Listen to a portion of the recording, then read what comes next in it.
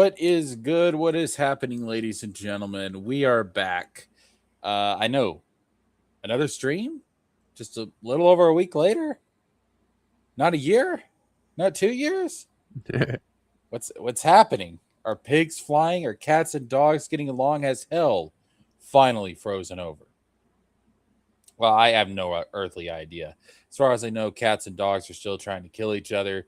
Pigs have not suddenly evolved wings, and hell is frozen over because if you read Dante's Inferno, the lowest level of hell is actually a frozen lake because Lucifer, like his wings move so fast that they're actually creating this cold chill that freezes everything. But that's besides the point. That's besides the point. What is on point, Wizard? What's up? Welcome everyone to Games and Gooners, as I'm calling our this one. I'm not. You know what? That might be a winner. I am not against that one at all. Tuesday Night Twinks, I think, is a little risque, but Well, Games Tuesday and Night Twinks Gooners, only works on Tuesdays. That's its gimmick. But Games we and got Gooners games and Gooners. we might get away with that. We might get away with that. So tonight, folks, we're going to be delving into the games that we forgot to bring up at Summer Games Fest. Not all of them, obviously, just the ones that that we care about. I got three in particular I want to bring up. Wizard, you got any games that you want to bring up that we haven't talked about yet? Not necessarily. Not ones that we won't talk about next week on Wow Wednesday. So. And speaking of Wow Wednesdays, if you guys want to hear our thoughts on God of War Lao Fei, Wolverine, more in depth talk, and just nerd talk in general, I do have a link to Wizards State of Play Wow Wednesday episode down in the description box below. Go check it out. Go check out Wizards' other streams and videos, and be sure to like and subscribe as well. I also have the link to the Summer Games Fest stream that we did last week down in the description box below. If you want to go check that out, we talked about a lot of other games before. We're not going to rehash them here. We're not going to reiterate them here. We talked about Final Fantasy VII Revelation. We talked about Kingdom Hearts 4, Zelda, Spyro, Wolverine, God of War, Lao Fei. We ran kind of the gambit. But we did leave a few out. There was a lot these after all these shows were over. Yeah, but you wouldn't think that if you listen to certain commentators on the internet. I guess before we get into the games that we missed, we'll go ahead and we'll cover that a little bit. We're gonna do some EFAPing later, but I did notice coming out of this Summer Games Fest season, there was some people that were surprisingly negative about the entire thing. And I'm baffled. I am absolutely baffled. There was people saying that, oh, there wasn't a lot here. So I saw people saying this is the worst Summer Game Fest ever. Now, I mean, this is not the majority. The majority of people, they got something that they liked from all of this. All right. The majority of people agree this was a great, not E3. Okay. Yeah. Most people, I would say like 85% of people enjoyed it. 85 to 90% of people enjoyed it. But there was like just some weird oddballs out there that looked at this and they were just saying there's nothing here. Gaming is like awful right now. I saw especially on the Nintendo side, there was people saying, "Oh, this direct wasn't for me." Blah blah blah. And am I crazy, Wizard? Like this, I thought this was a good week. Like for gaming, am I nuts? Am I crazy? I mean, I could understand if it may be people that wanted like the real never seen news stuff, but I mean, we got basically everything that everyone had been anticipating besides like that Marvel 45, but we covered that on the show. There is some news about that. We didn't get GTA 6, but we got GTA 6 today. So, it's like we've kind of gotten everything that we would have wanted.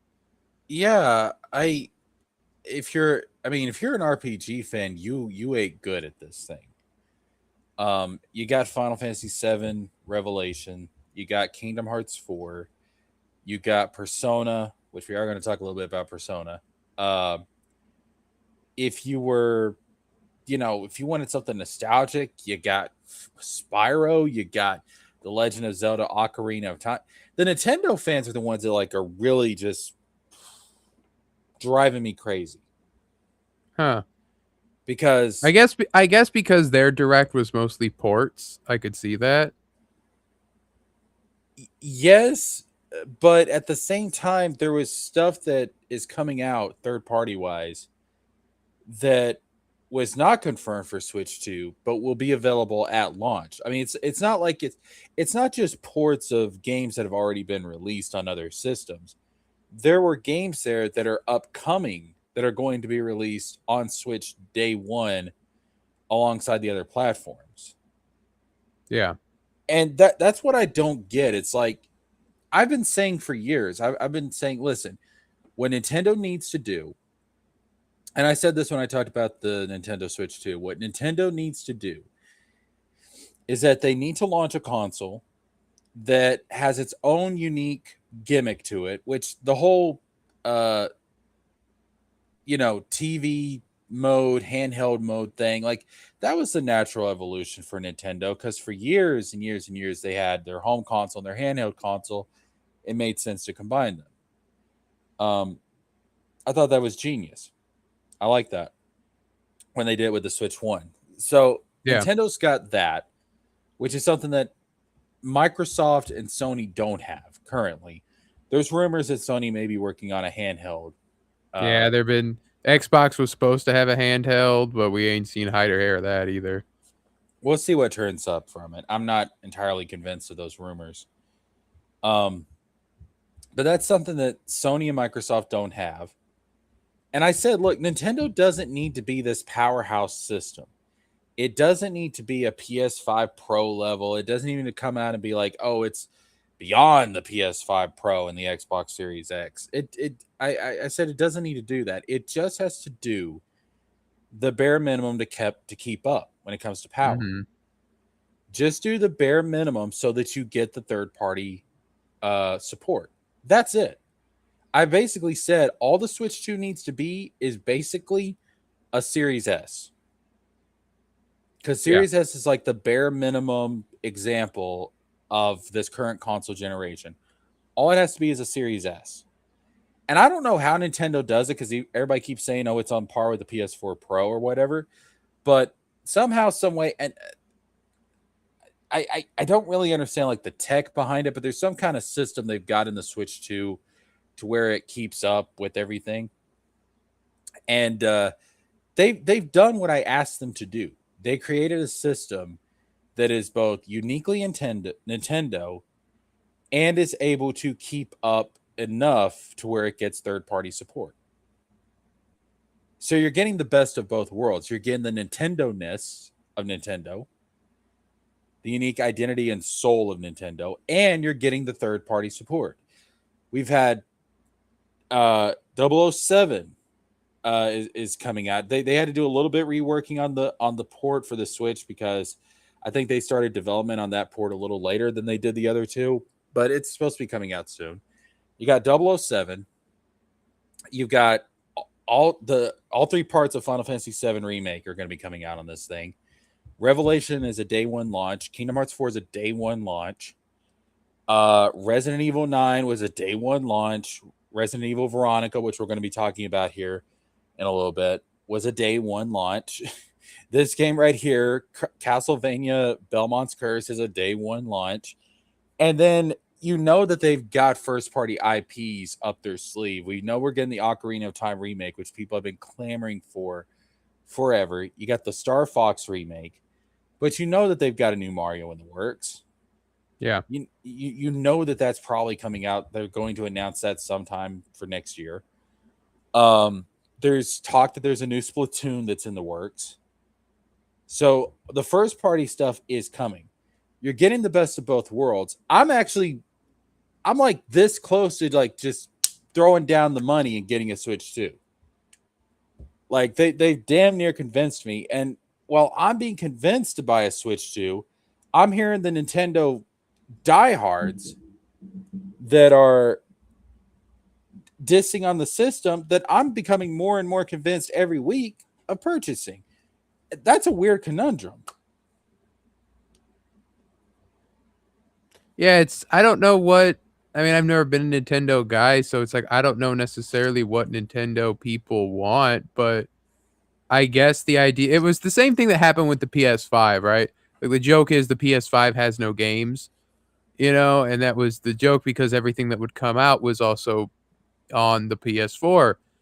And then so I guess Switch people are now just feeling that kind of problem of just like, oh well, we we have games coming out added to the Switch 2, but they're all stuff that was on the Switch regular, or they're all on their own, consoles and such. So on the other consoles, so there's not much that's uniquely us.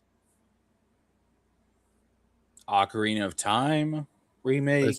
it's not out yet. That's the thing. Like they have to wait. It's supposed to be this year. You got the Star Fox remake. I mean, Yeah, that's coming out like this week at least. So is that this week? it's like pretty close. Oh shit. Just pretty sure. There's a new Mario in the works. Everybody knows there's a new Mario. There's gonna be a Splatoon. It's coming, guys. I feel like just now Sony has finally started to get games. Like we're just now starting to really get into like the good part of this generation. It's been so dry in this desert since this generation began. But this is the first time that I feel like the rain is starting to pour. You know what I mean? Like the thirst is being quenched. Like this is the first time I feel like that's happening. It feels like now the generation is actually starting. So when I look at that and I compare it to like the last 2 or 3 years, this year, next year, and 2028 are going to be absolutely amazing. And I don't understand what people are bitching about. I mean, we're getting fed good. We're getting fed real good. Unless you're a Microsoft fan, they're about to take away the whole dinner from you. Microsoft. You're like you kind of they showed you good food, and then they're like, well, I'm afraid all the mice ate it, and you're like, what the hell? It's like here's your filet mignon, sir, with your loaded baked potato, but unfortunately, it is covered in roaches. It's like the fuck, Microsoft.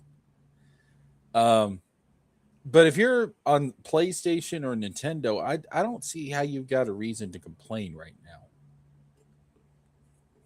No, I don't get it. Yeah, I mean, and Nintendo and PlayStation are the closest aligned in the sense of their actual like exclusives are good compared to Microsoft. And I feel like this has been the best summer of gaming announcements and reveals that we've gotten since E3 ended. Like this is the best summer game fest I think we've ever got. 100%. We just had nonstop bangers, and like even like there was very little live service in here. There was games that we thought were dead came back. It was good.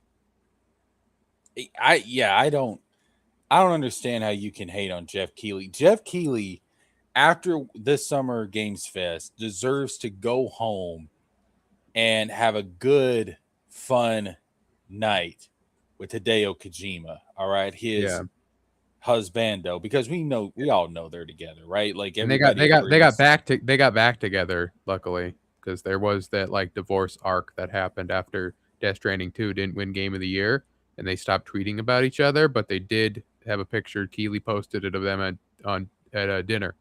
And I'm sure the sex between them after that dinner was amazing. So good for them. Kept you waiting, huh? All right. So I think people need to stop bitching. I think we've got a great couple of years of games coming up, like from now until like from the end of this year, the latter half of this year through 2028. I expect greatness. I expect pure greatness. I think it's going to be awesome. I'm actually excited for gaming again. Like it brought me back to streaming. I'm Yeah. so, I'm so excited for gaming that I actually came back to stream.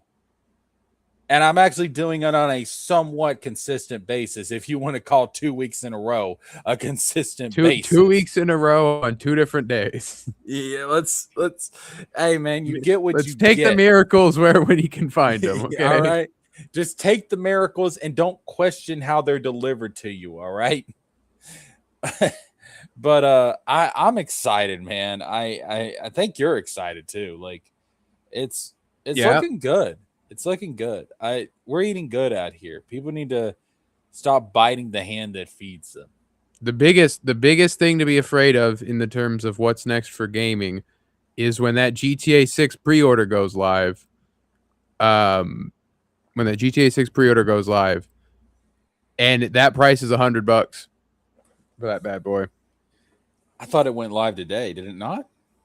They're announcing that it was ready, but it's not like up yet, I don't think. But it's like close, but the price wise, like the price hasn't been revealed officially. And rumors were it was $100. So we are hoping that that's not the case. You know it's going to be because that I fear everyone will just do that. And then we just have $100 games, shoved up our ass. everybody. No, yeah, you're right. There is a risk everybody's going to take the wrong message from it and be like, oh well, GTA 6 was $100 and it sold like gangbusters out here. That means that all games can be $100 and they can sell equally well. No, it does not. Sucker, stop it. June 25th is when the pre-orders begin. Yes, stop it, suckers. All right. If GTA 6 is $100 and it sells really, really well, which it probably will, that's not because that's the new norm. That's just because it's GTA 6. Yeah. Like So- Nintendo tried. Do you remember? I Nintendo tried remember. it. They tried it with Mario Kart and it didn't fucking work. Nope, they fucked around and found out. Which, to be fair, I think they learned their lesson. But I hope. Doesn't mean yeah. Sony ain't learned their lesson. I mean, we at least know Wolverine's fairly priced, but whether that God of War Laufey gonna be crazy on us, who knows? I think it will. I think it'll be all right. But no, I don't want these companies to start thinking they can all be GTA 6. You're not GTA 6. All right. This game has GTA 5 came out on the fucking PS3 for Christ's sakes.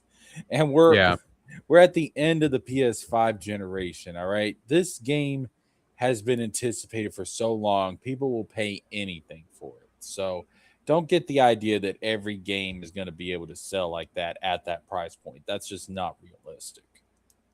Yeah, we'll go over the cover art on Wednesday possibly, but man, I'm hyped for that GTA 6 still.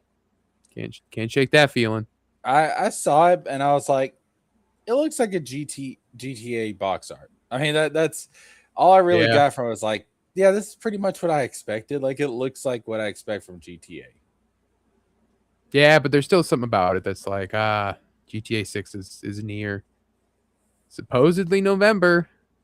We'll see. We'll see. We'll see. All right, so let's go ahead and unless you got anything else you want to bring up, we'll go ahead and jump into Castlevania Belmont's Curse, the trailer we got at the Xbox Game Showcase. You ready? I'm ready. All right, let's do it, folks. Just the audio a little bit. I don't know how loud this is gonna be. We'll do about 3/4. There we go. All right, here we go, folks. So I really like Castlevania. I got into it a few years ago. I started playing all the games. I like the lore of Castlevania. I like the whole like the timeline of it. There's a lot of like Christian symbology in there, fighting vampires and shit. I mean, it's good stuff. I like Castlevania. It's fun. Not every game has been a banger recently, but it looks like we're back to form with this actual 2.5D HD side scrolling Castlevania game, Belmont's Curse. Let's go ahead and let's It's jump into it. it's developed by the people that did Dead Souls, I believe, which was like a Castlevania like. So Yeah, the art style looks good. I noticed that people aren't complaining that the main character is a woman. yeah, of course they are. There are they? Oh, I mean, are they not? I haven't seen anything. I've not I heard haven't people. seen, but I also know from that first trailer that they kind of hid the fact that it was a woman. They So did. Yeah, I thought it wasn't a woman either. I thought it was but a also Belmont.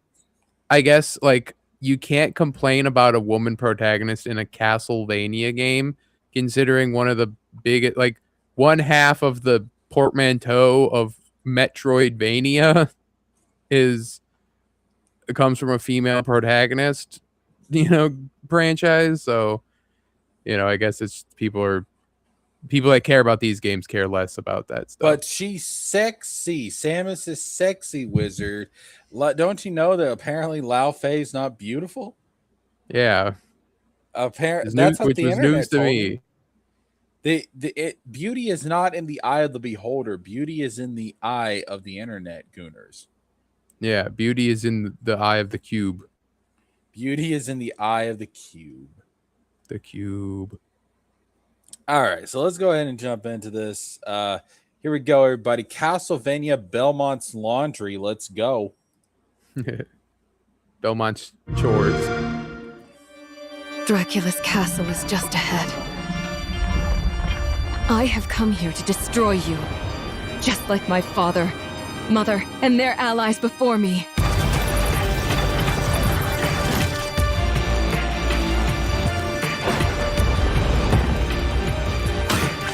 No one believed me when I said the newest Belmont would be a girl.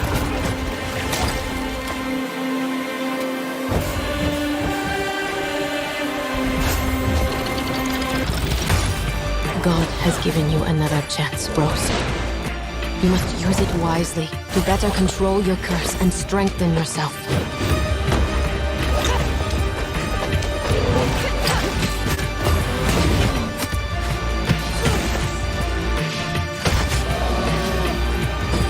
You are no more than an irritating thing. What makes you think you can stop me this time?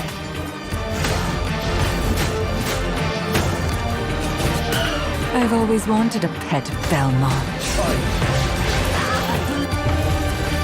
Stupid girl. I will show you what hell is. I am Rose Belmont, and I will hunt the night!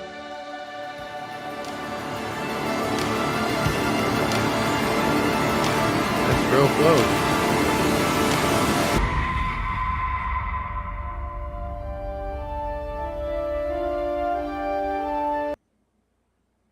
So that is Castlevania Belmont's Curse. This is such an appropriate release date because obviously it's vampires, spooky shit. So October makes a lot of sense. Wizard, how much you know about Castlevania?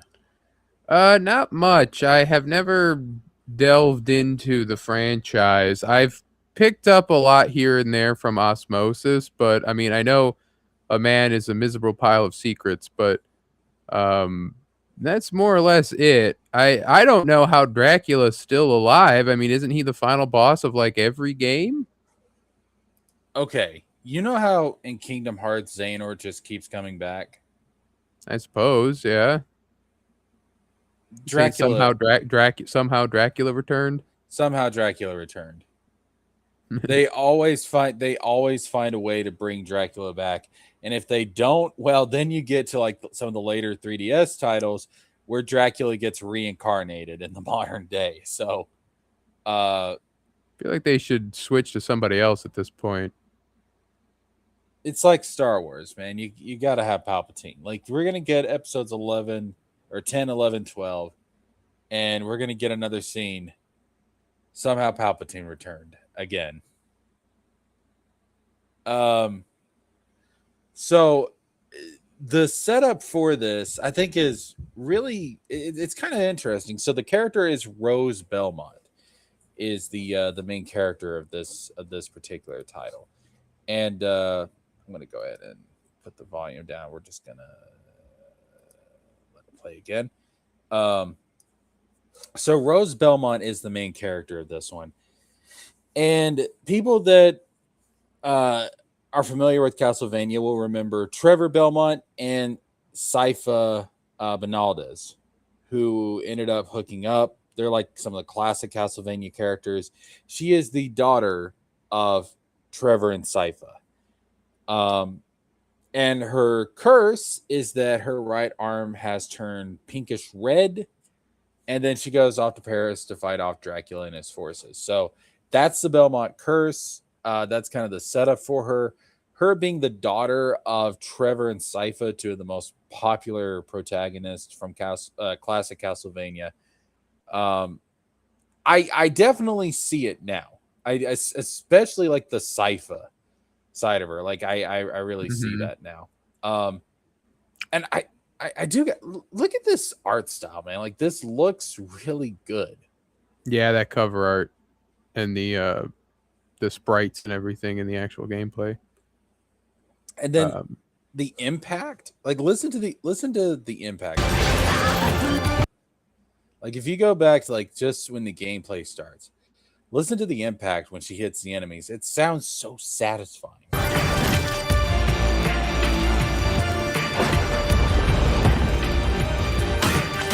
No one believed me when I said the newest Belmont would be a girl.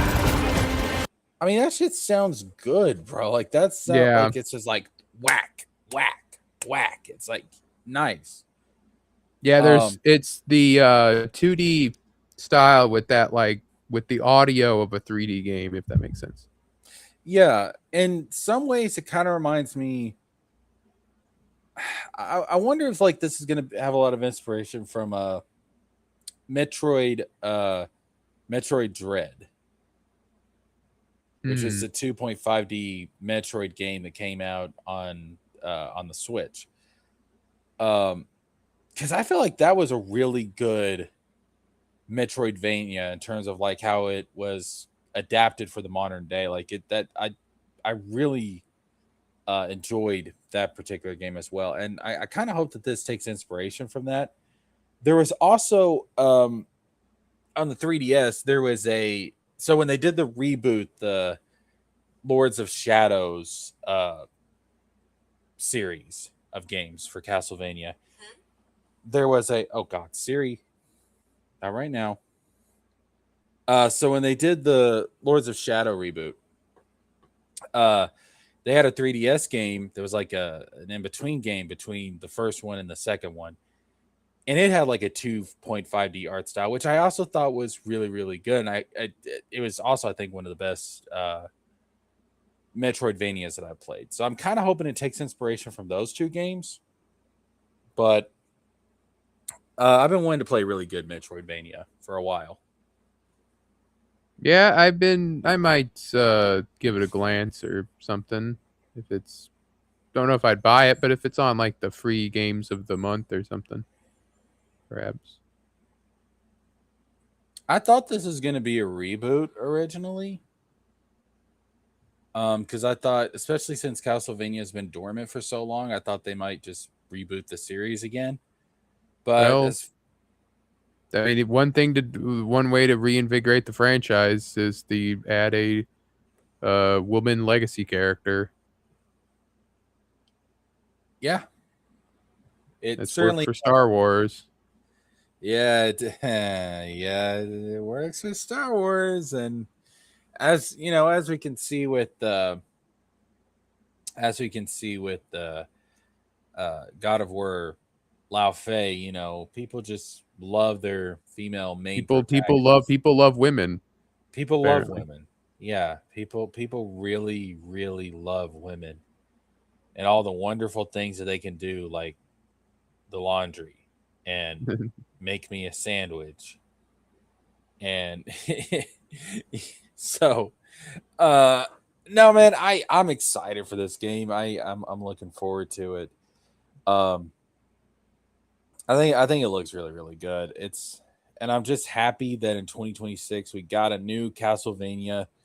Hopefully this sells really well. I need hold up. Is this for the Switch? Let me see. I know I've got it on the Xbox. Yeah, they like Yeah. to hide the fact that it's available everywhere. But let me check and see if it's on I the assume Switch. it's on the Switch if it's on everything. I mean, I wouldn't see I wouldn't see why it wouldn't be on the Switch. But let's look at the Konami trailer. Konami. Who remembered that they like money. Dracula's castle is That was still so funny when Konami put all their money into the stupid pachinko machines. And they're like, this will last forever. Japan loves going out and gambling. And then COVID happened, and so no one could go out nowhere. And they're like, we lost a bunch of fucking money. What do we do? Let's make video games again. Perfect. I mean, it just says Nintendo Switch, but sure, I mean, there's no way they'd release it just for the original Switch and not for Switch. No, 2. I assume if so, they'll port it later. But I know Switch 2 can handle this shit. I'm gonna hold on, I'm gonna look this up. Belmont Curse Switch 2. There is no way. They probably will do Well, it I mean, later. even if it is on the Switch, I mean, Switch 2 has backwards compatibility. Yeah. But I don't get why they wouldn't. I don't know why they wouldn't have a Switch 2. It's got to be on Switch 2. I don't buy that. But anyways, folks, that is Castlevania Belmont's Curse. And I can't wait, man. I love Castlevania games. I can't wait to dive into a new one. I think it's gonna be a good Metroidvania. And when Metroidvania is done right, it's fun, bro. It's really, really fun. So, with that being said, you want to move on to Persona? Yeah, Persona, another franchise I'm not overly familiar with, but Well, see, you and I have something in common. Because neither am I. yeah, I've recommended Persona 5 to you a few times though, because it's like it is a pretty decent RPG from what I hear, and it's got a good story and everything. I've had you recommend it. I've had a lot of people tell me, Jesker, you would enjoy Persona. You need to play Persona. That's the type of game that you would like. And I'll get to it one of these days before I die, I promise. But people were losing their shit about this. People were losing their absolute shit about this. So let's take a look at the we'll take a look at the Persona 6 teaser trailer. There's not really a lot here. It was like a teaser trailer in the most purest of definitions. Absolutely. Because I mean, it was just like, hey, it exists, you know. But the old Bethesda model of teaser trailer. yeah, pretty much. All right, so let's go ahead and we'll give this a quick watch.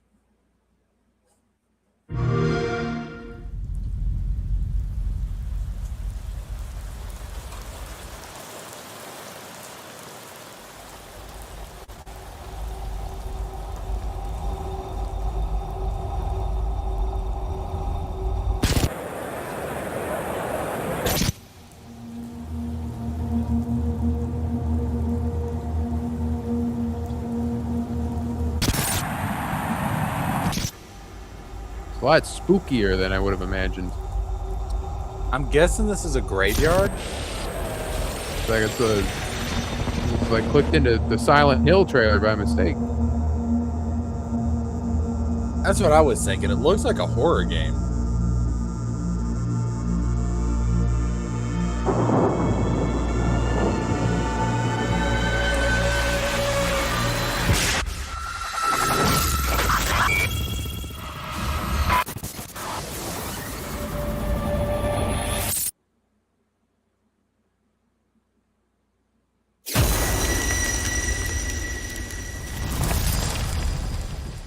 Yeah, that's weird. I mean, a good way to like misdirect people, you know, like people were probably watching that going like, what the fuck is, and then the Persona 6, you're like, oh my God, you know. Yeah, because when I think of Persona, I'm thinking like high school students. High school anime twink boys. Yeah, that Joker character, that little Joker cat. who you can date his 36-year-old teacher. Nice. The little cat thing mascot from that one Persona. Like that's what I think of when I think of Persona. This like I like just if you didn't have the Persona logo at the end, I would have never figured out this was Persona. Yeah, I would have been like, oh, they're making a new IP or something, you know, something spooky. Yeah, I thought it was like some Japanese horror game to begin with. Apparently it will be.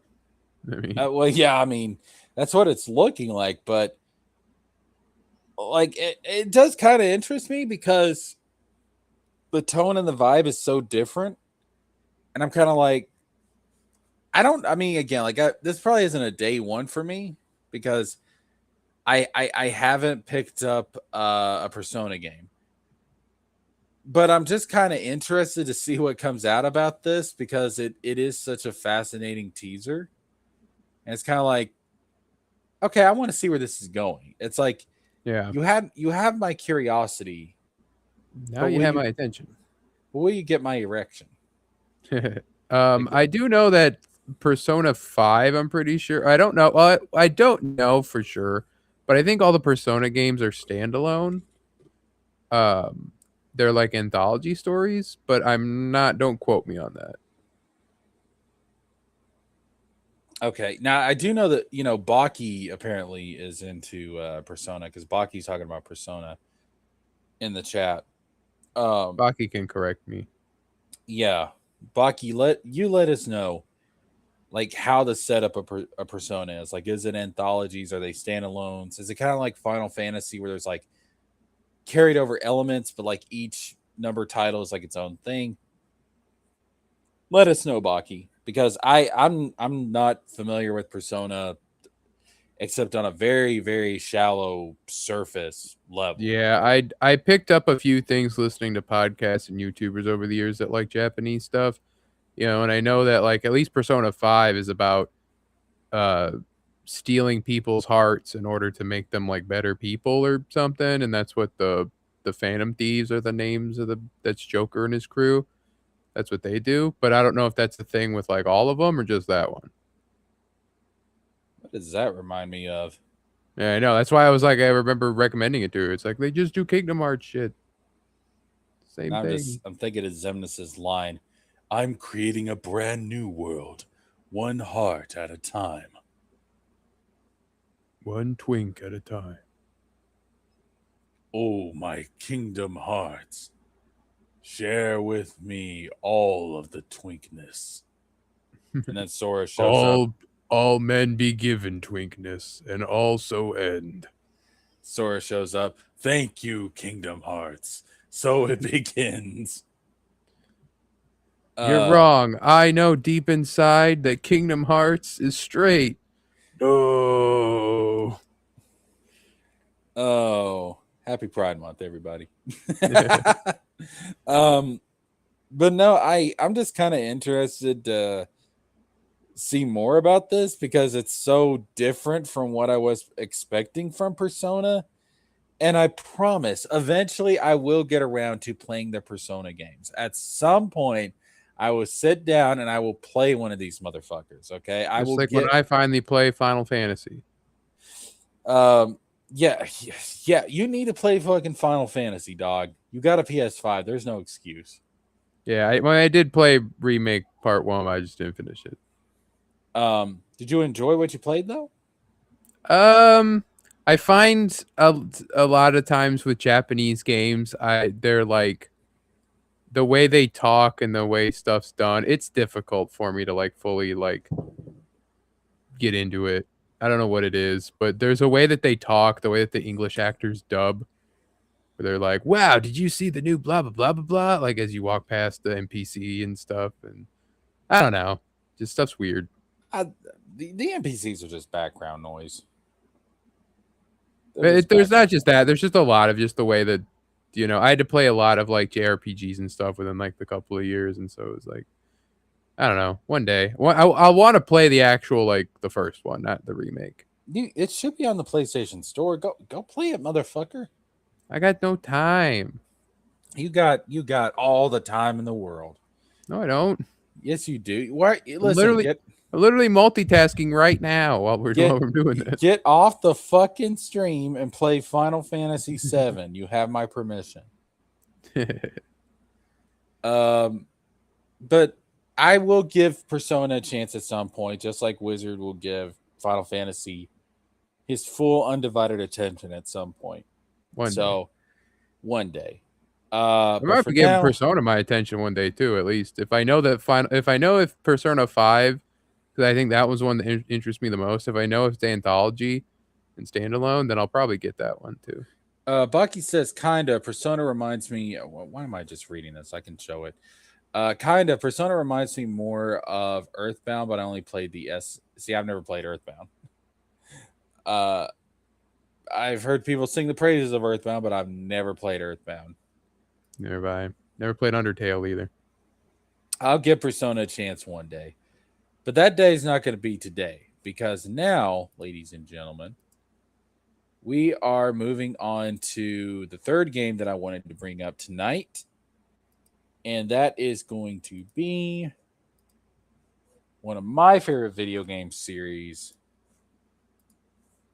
None other than Resident Evil. Evil. You gotta say it like that. Resident Evil. And the remake of Code Veronica, which is not actually called Code Veronica, but simply Resident Evil Veronica. Because it's really Resident Evil 5. Don't believe the lies. It's Resident Evil V. It's not Resident Evil 5. It's not Resident Evil 5. Code Veronica did come out before Resident Evil 4, right? Yeah. I think it came out. It came out for Resident Evil 4. So Resident Evil 4 hadn't even come out yet. It's not Resident Evil 5. It's not. However, I did hear some interesting stuff regarding this, because apparently, so like with the other Resident Evil remakes, they pretty much keep the same story. They update the levels some, but like they're usually pretty faithful remakes. Character designs get updated a little bit, but they're usually pretty faithful remakes. I did hear that this one's going to be a little bit different. They are going to be taking a little bit more liberty with the story, which I'm not against. So Code Veronica, if I was to like rate my favorite Resident Evil games, Resident Evil 2 is my favorite. Resident Evil 2 is my favorite of the franchise. That's numero uno. And then after that, I go between Resident Evil 4 or Code Veronica. And do you know why I like Code Veronica so much? Why it kind of competes? Because I love Leon Kennedy is a badass. But you know why I like Code Veronica so much, Wizard? Claire? That's my Jill, whichever one it is. That's my bitch right there. You gaslit me with your quietness. I didn't know if I got the name wrong. That's my bitch right there, man. Claire motherfucking Redfield.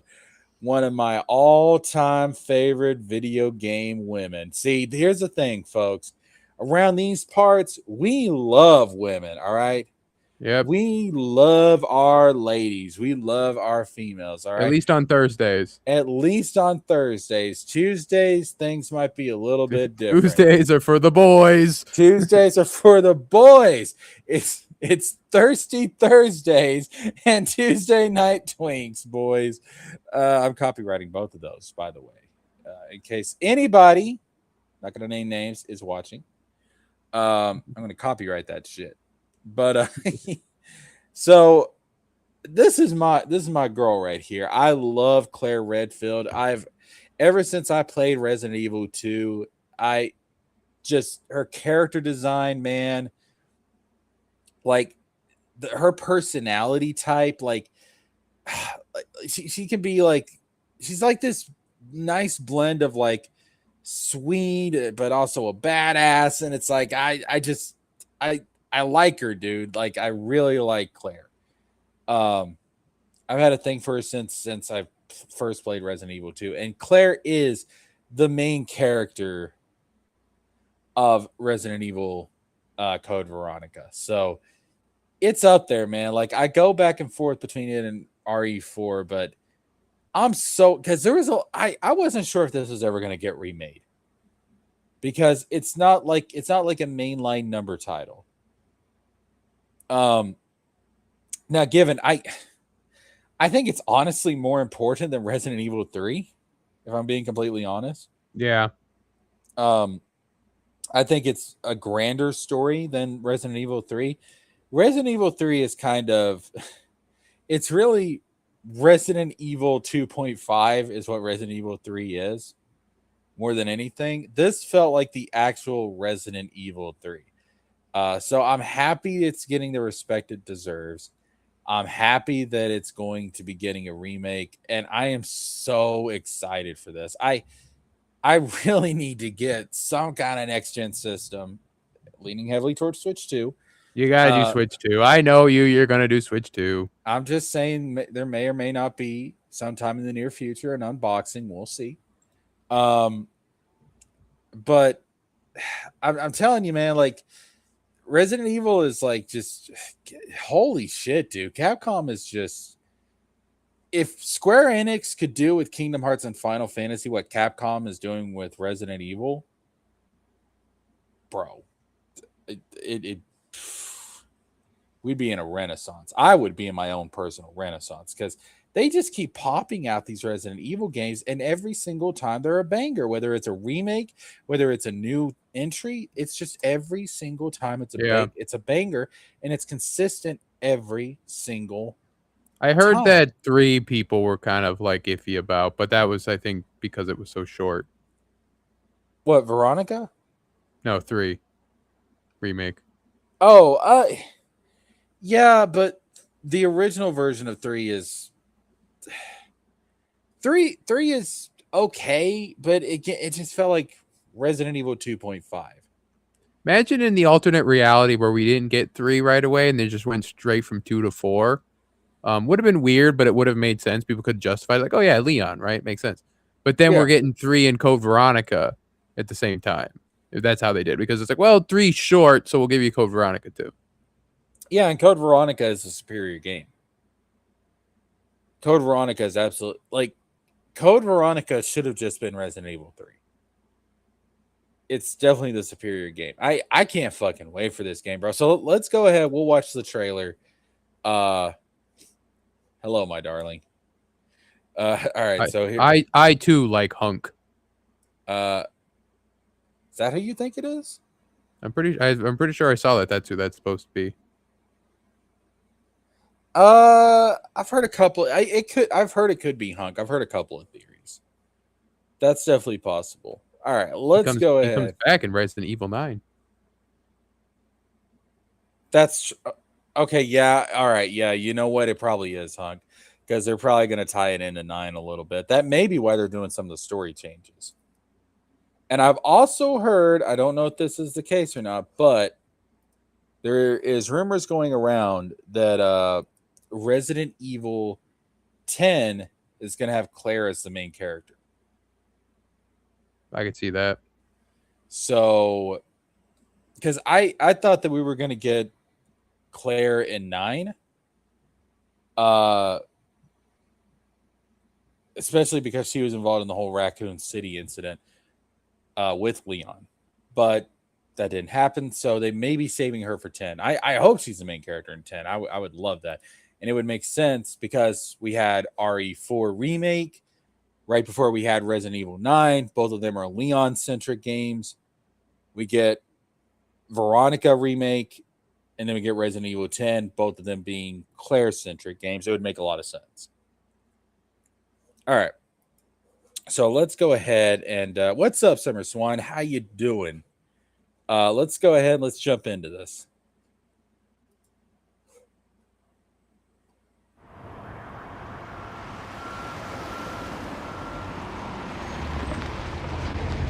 Okay, I got to point this out. Café du Parapluie. Do you know what that means in French? I'm not that much of a cunning linguist, Jessica. So it's a nice little Easter egg. So you know, of course, the Umbrella Corporation, right? Yes. Okay. Parapluie is French for umbrella. And then the banister is what colors? Red and white. Yeah. So They like, you know what? The whole disease control / bioweapon terrorism stuff doesn't pay the bills like you think it would. We have to branch out. it's like Wesker. Diseases are not the future of Umbrella. Coffee and bagels are the future of Umbrella. Oh, you didn't get one for this stream? Make sure that you Swan, make sure are you subscribed for notifications to the gaming channel? Because this is on the gaming channel, not the other channel. I know it's confusing. Maybe one day I'll merge them. We'll see. Who knows? Oh, it's too late now. You're stuck. I did 2 channels because of the algorithm. All right, let's continue.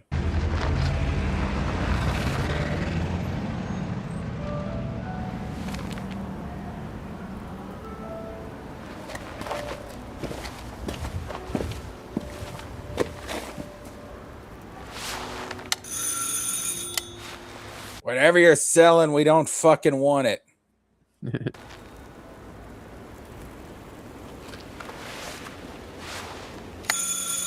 If you're with the Jehovah Witnesses, fuck off. We already worship Mother Miranda. So, you're the American who called earlier. The sister of the man on the 3rd floor. That was it. This woman has a terrible French accent. Abysmal. Oh, well, would you rather open up and be like, oh, oui, oui. You are Claireville, no? Can you Welcome to Paris. Do you want a cigarette? Get your fine ass up there and get your big brother out the fuck out of my house.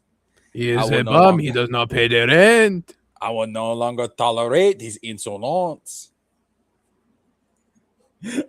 We used to have so many fucking stereotypes in the 80s and the 90s. It was fucking ridiculous, bro. It's so nice to meet you. It's freezing. Come in. Come in. We don't want you to catch a cold. Like it just slips. Like you heard it then slipping. Hold up. Let's go back a little bit. She literally goes into an American accent in the middle of certain lines. It's freezing. Come in. Come in. We don't want you to catch a cold. Oh shit, you're right. It's like, I can finally stop doing this pathetic French accent, and I can actually go back to talking American. I'm actually. And then I go back to French. And then, aren't you a lovely mademoiselle? What shade of red is that? Is that crimson? I hate to say it, but your brother is, well, quite odd. Your brother is a piece of shit. And he smells like shit too. He could use some of the potpourri, some of the cologne. Why does he keep trying to punch Jose Baudez? What? Well, actually, Wizard, there's a reference to that later on in this trailer. So this trailer? Oh yeah, there's a lot. You're about to see a lot of Chris Redfield just symbolism and just Easter eggs everywhere. Watch this shit. Ego?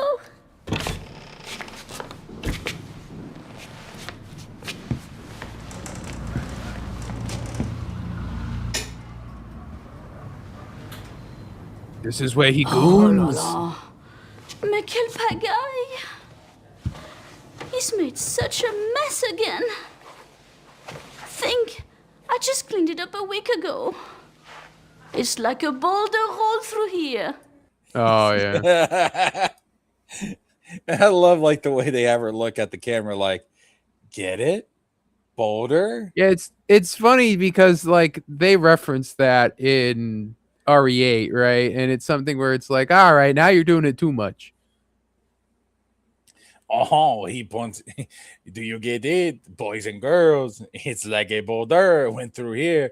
Remember that infamous scene that they thought killed the Remember. series? Remember that in Resident Evil, which was it, 5 or 6? It was, I think it was 5.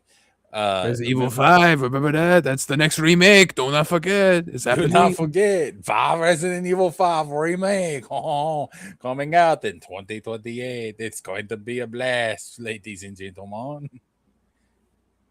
Oh shit! Just watch this. Like, look at the way she just turns when she does this. It's hilarious. I just cleaned it up a week ago.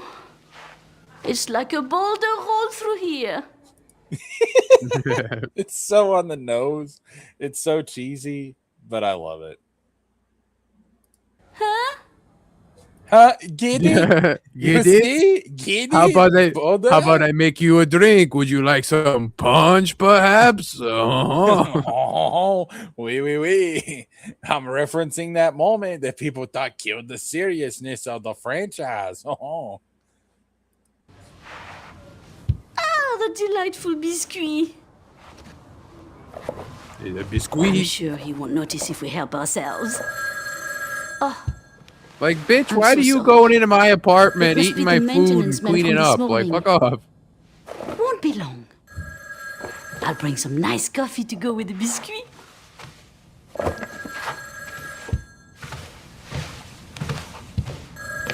Okay, first of all, in any horror game, if somebody goes off screen to answer a phone, they're dead.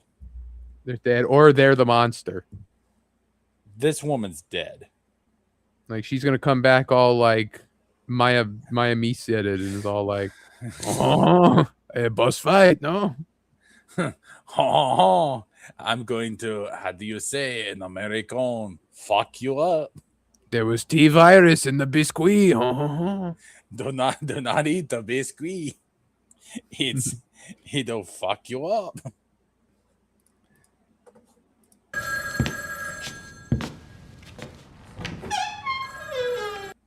So you know that this isn't this definitely isn't Leon. This wasn't his mess. And the reason why, let's see if I can get a better angle of it here in a second. She pick up, I think she picks up the cookies. She Yeah, does pick up something. So you see the pack of cigarettes. Yeah. So people have been saying, well, we know this isn't Leon's mess. I sure hope this isn't Leon's mess. Because in Resident Evil 4, he was asked, if he has a cigarette on him, and he says those things will kill you. So we know that Leon's not a smoker. However, and because remember, the entire time that you're first watching this trailer, we don't know what the fuck this is. Yeah. We don't know this is Claire or anything like we do now, but I recognized it was RE Engine because you can just tell when stuff's RE Engine, but yeah. But we know that Chris is actually a very famous smoker. So if you paid attention even before the Claire reveal, you can start to piece together what this is, who this is they're referring to, and you can start putting it together. So I say all that to say that this is a very well put together teaser trailer, because there's enough here that you could have put it together and figured out what this was before the actual reveal, instead of just, because I've seen teasers where they do this thing where it's like you're questioning the whole time, what is this? What is this? What is going on? And there's no indication of what is actually happening here. It's kind of like with the Persona teaser. It's like, Yeah. what the fuck is going on? Like, it doesn't look or feel like Persona. There's enough here to where you can put together that this is Resident Evil. And if you've played Code Veronica before, you know that the Chris and Claire brother-sister dynamic is very important to the plot of that story, because like there's like a dark inverse of like a sibling relationship also in that game. I don't want to spoil too much, but like sibling relationships are very important to this game. And there's enough here that if you've played Code Veronica, you can put the pieces together and you can figure out, oh shit, this is a Code Veronica remake. And when you notice those little touches, those little clues like that, it's very good trailer crafting. Like, this is a very well crafted trailer. And I just want to give praise to Capcom for that, because there's an art to making a good teaser.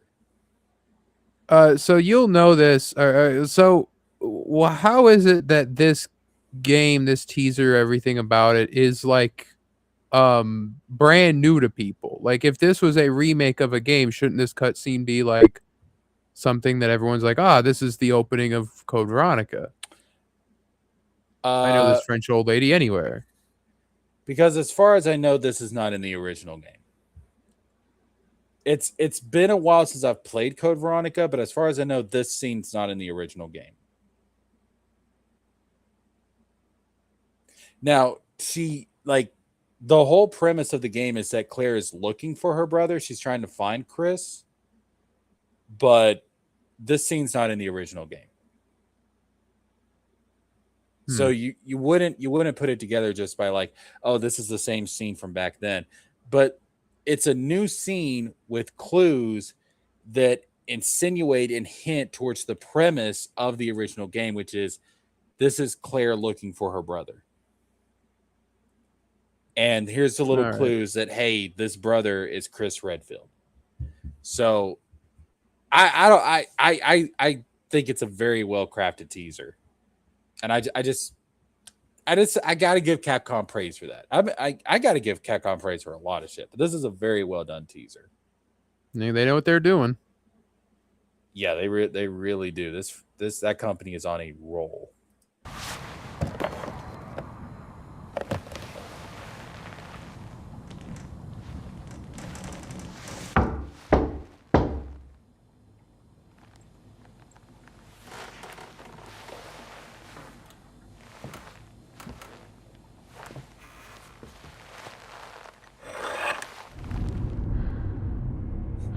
I love this. I love this use of the camera.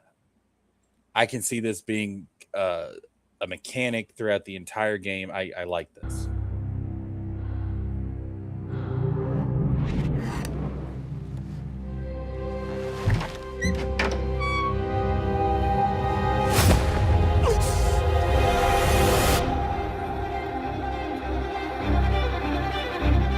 Now, see, this is stuff that's starting to come in. Like this is clearly Rockford Island right here. I don't remember what this is exactly. That's Claire. You can tell by the you can tell by the style of pants. That's Claire. This might be something towards the later half of the game. Like, it looks like that's an Umbrella Lab, so those are always in the later half. Yeah,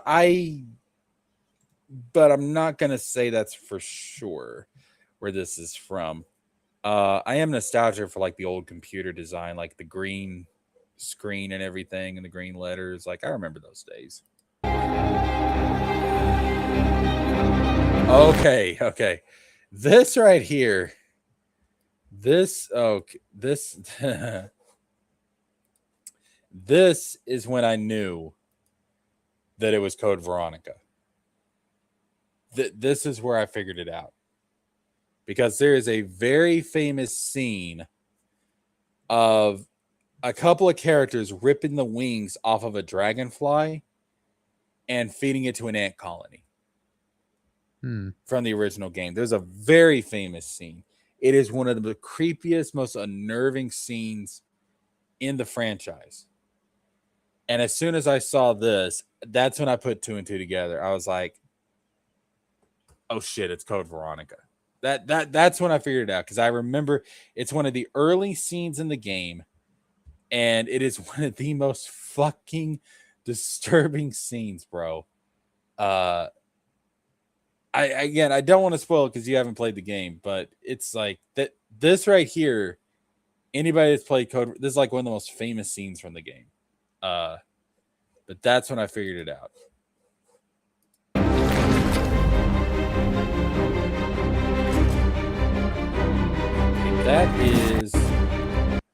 That's an Umbrella employee.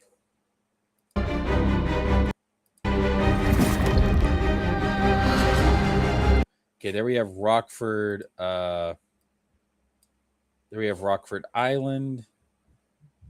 I forget what the fuck these guns are called. They're gold something or another. I forget what the fuck they're called though. But it's got the Ashford family crest on it. And that is probably we don't know this for sure because obviously it's just a dude in a hood, but if I had to guess, this character is probably Steve. Steve. Do you know Steve? No, I do not. From Minecraft, I know that's Steve. So Claire is the main character of Code Veronica, but Steve is kind of the secondary protagonist in Code Veronica. He was a character introduced in Code Veronica, and if I had to guess, I would say this is probably Steve. Now, Steve is kind of infamous for being a little bit of a cringe character. Like some of his dialogue is a little weird in the like when he first shows up, I forget the exact line, but it's something like when he first meets Claire, it's like hey, take it easy, beautiful, or something like that. But like it's like very early 2000s, late 90s kind of cringe. Like sleaze, like is he meant to be a sleaze bag, so he's meant to be cringe? No, he's not necessarily a sleaze bag. It's just kind of, I guess he's a little bit stereotypical in a sense. Like he's trying to come off as, he tries to come off as cool. You know what I mean? But a lot of people say he's a cringy character. Having played the game, I like Steve. I think Steve is fine, but I'm interested to see how they update his character for this version.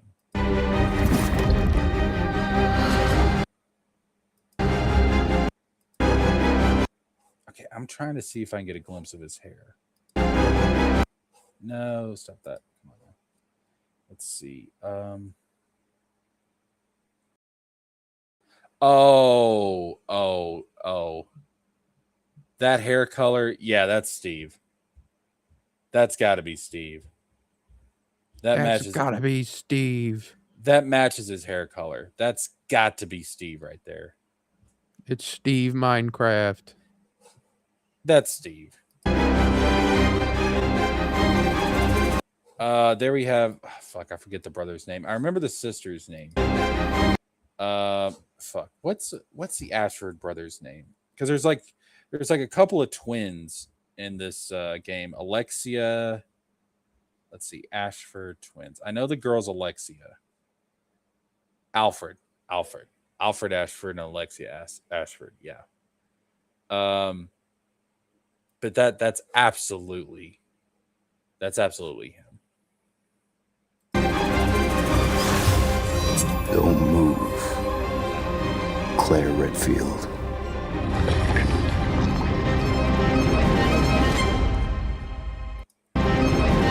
Nice close up of the back of her jacket. Valkyrie going into battle like that.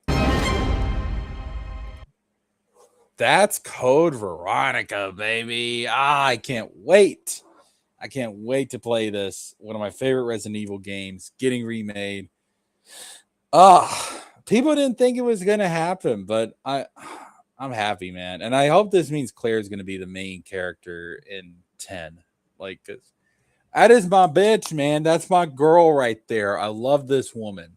She's awesome. Awesome.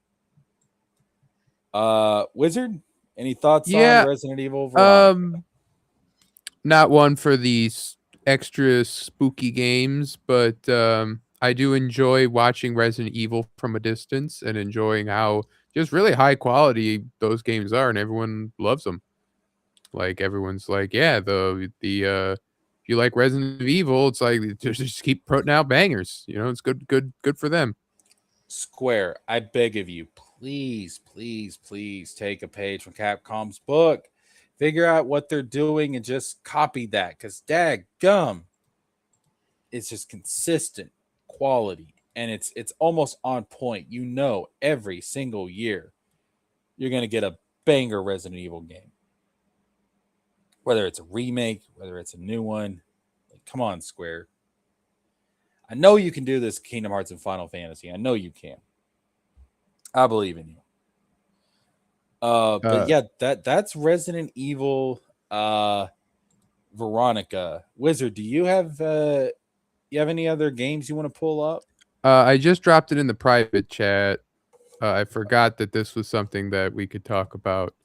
All right. Stranger Than Heaven, which is the Sega game, which ordinarily it's like, yeah, okay, it exists. There's not much to really talk about it. I mean, there's also a gameplay trailer, but this is having some controversy around it as it has cast someone to play a character who is dead.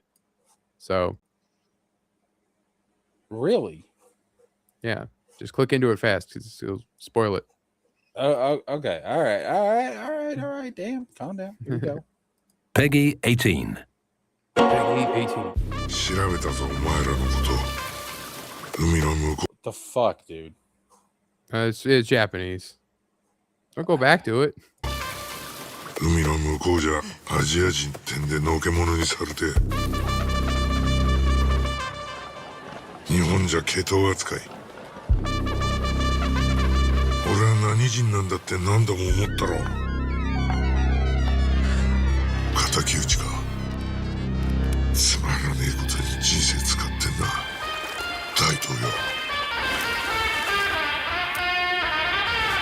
この件にけじめをつけねえと俺の人生始まらねえんだ。Good dog.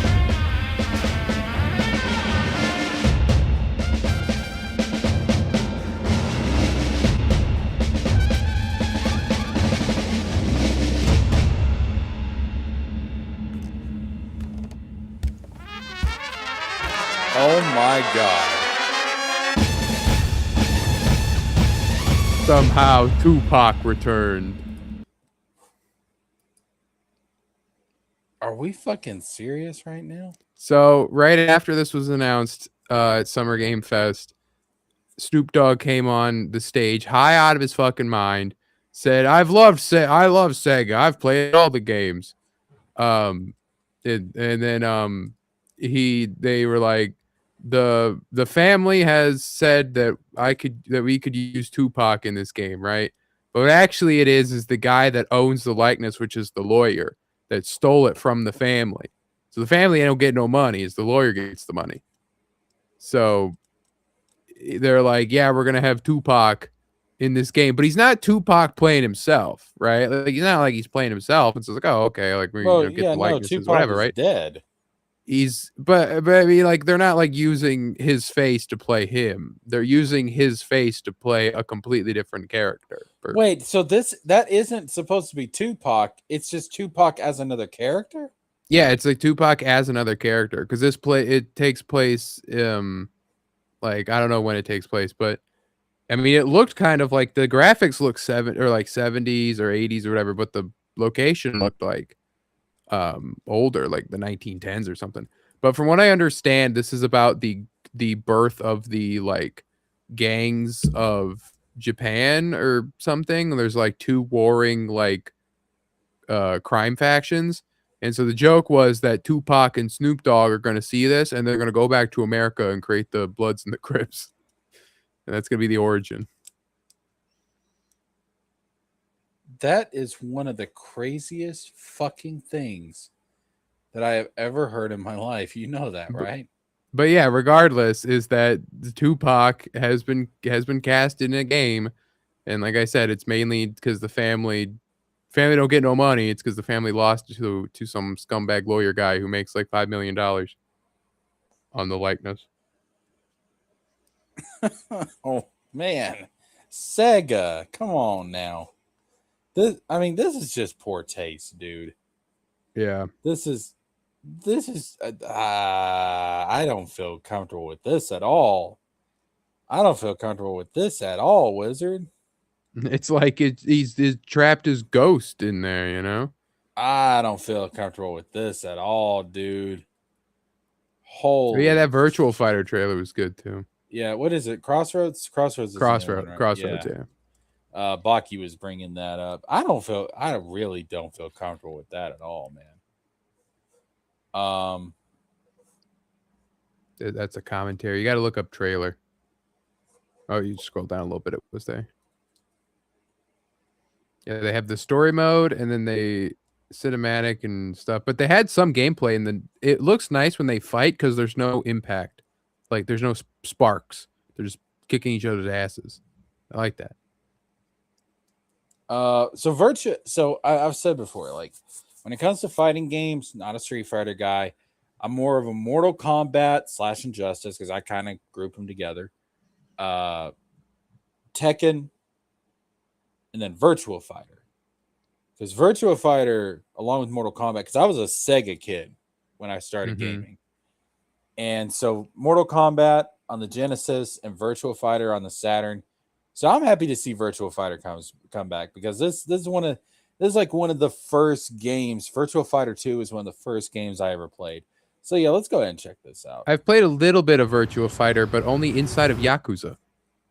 So you can play those games. You can play those games in those games. I've not played Yakuza yet. I probably should because I did play the demo. I did play and I liked it. But I need to give that a try. But let's check out the Virtua Fighter trailer.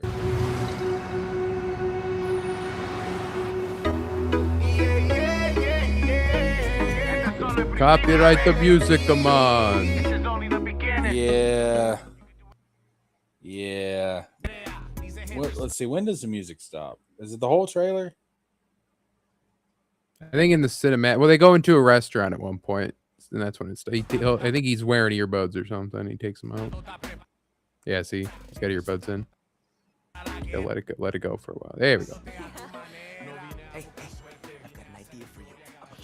Yeah, there's subtitles there. Your sister's really taking this whole job thing seriously, huh, Divina? I know. They really weren't being a fighting town. We're all fuck-ups. It's like, game people, stop using licensed songs in your trailers, or if you do, release a musicless version later. Yeah, because this. Okay, there was a tone change. Hey, yeah, there we it's go. me. There he is! Shit! More license. This is not gonna blow over, Cielo! You fucked with the Chinese mafia!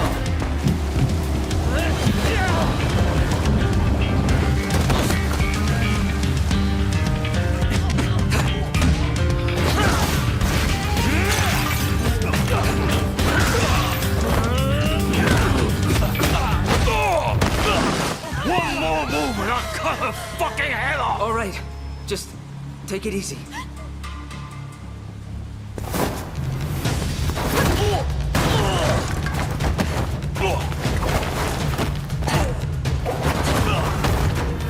You remember Mortal Kombat 1, the new one, not the old one. Madame Bo. Madame Bo, yeah. This is Madame Bo in her younger days. That's your Madame Sue? Oh my god, they're They have the same title, madam. Yeah. You play the part of a fighter, but you are lacking in kung fu.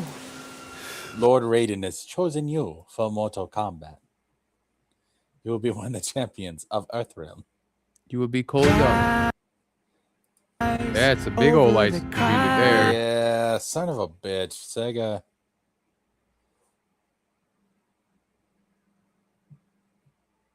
I mean, I'm looking forward to it because I again, this is like one of the first. This is like one of the first.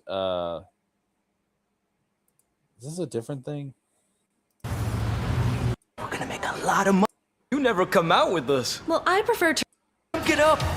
Do what their go. It's very similar. The note.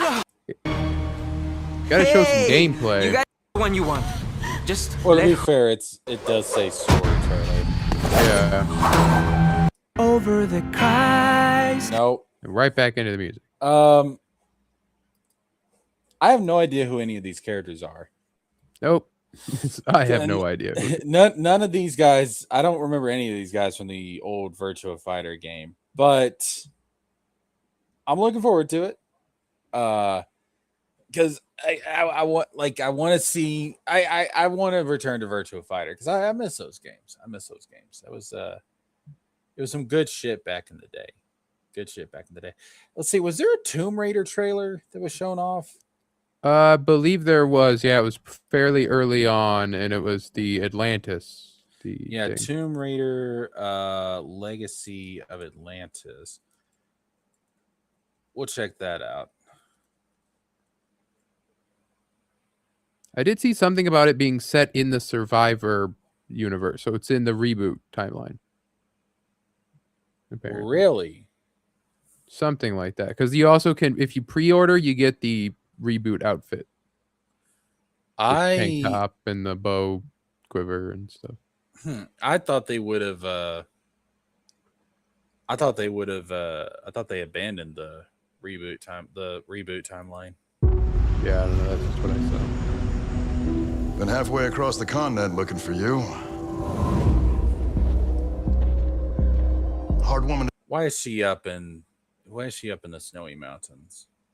Raiding a tomb, I'd imagine. Why is she in the Himalayas? Doesn't she know she's a woman and should be doing my laundry and making my sandwiches? Yeah, she should be in the kitchen. Yeah. Oh, that's right. We've got to dub this one Womb Raider. Here. Womb Raider. Gonna raid that womb, baby. Track down. This looks good. Like the graphics. This is not all that detail on that mountain. Makes me want to get in Tomb Raider. Oh, I love Tomb Raider. I like the Survivor trilogy. In fact, that first one, the first reboot on the PS3, I think that's one of the best games on the PS3.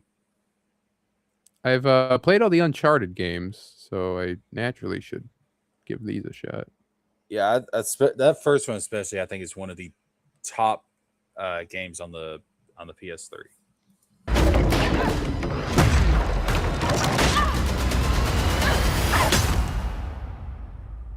Well, you found me.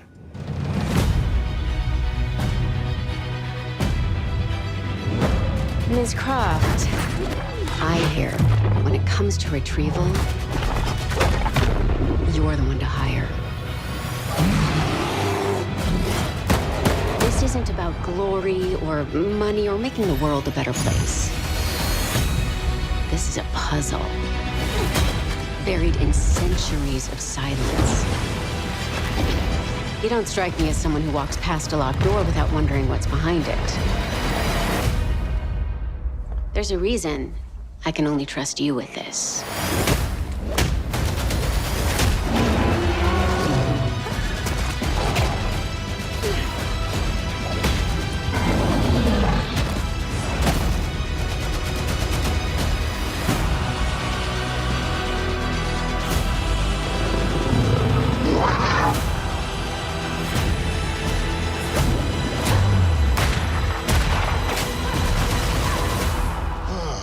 Gotta say, you captured your good side.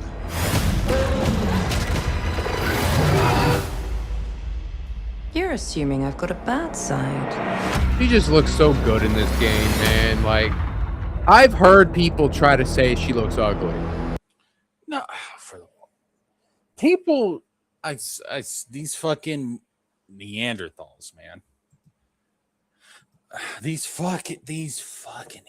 Like, no, like it's the same thing with Faye, man. It's a natural God-given beauty that they have. All right. I don't need all this fake marketable beauty that they had in the 80s. All right. Fuck that. All right. I'm sorry, but some of those women you had on your posters back in the 80s, you fucking boomers. No, they weren't boomers. I don't know what generation that was, but shit, bro. If their tits were really that big, you know how many back problems they would have? Like, shut the fuck up. Get the fuck out with this scientifically. Well, even then, like go bullshit. back a little bit. Go back and get a shot of her there at the end.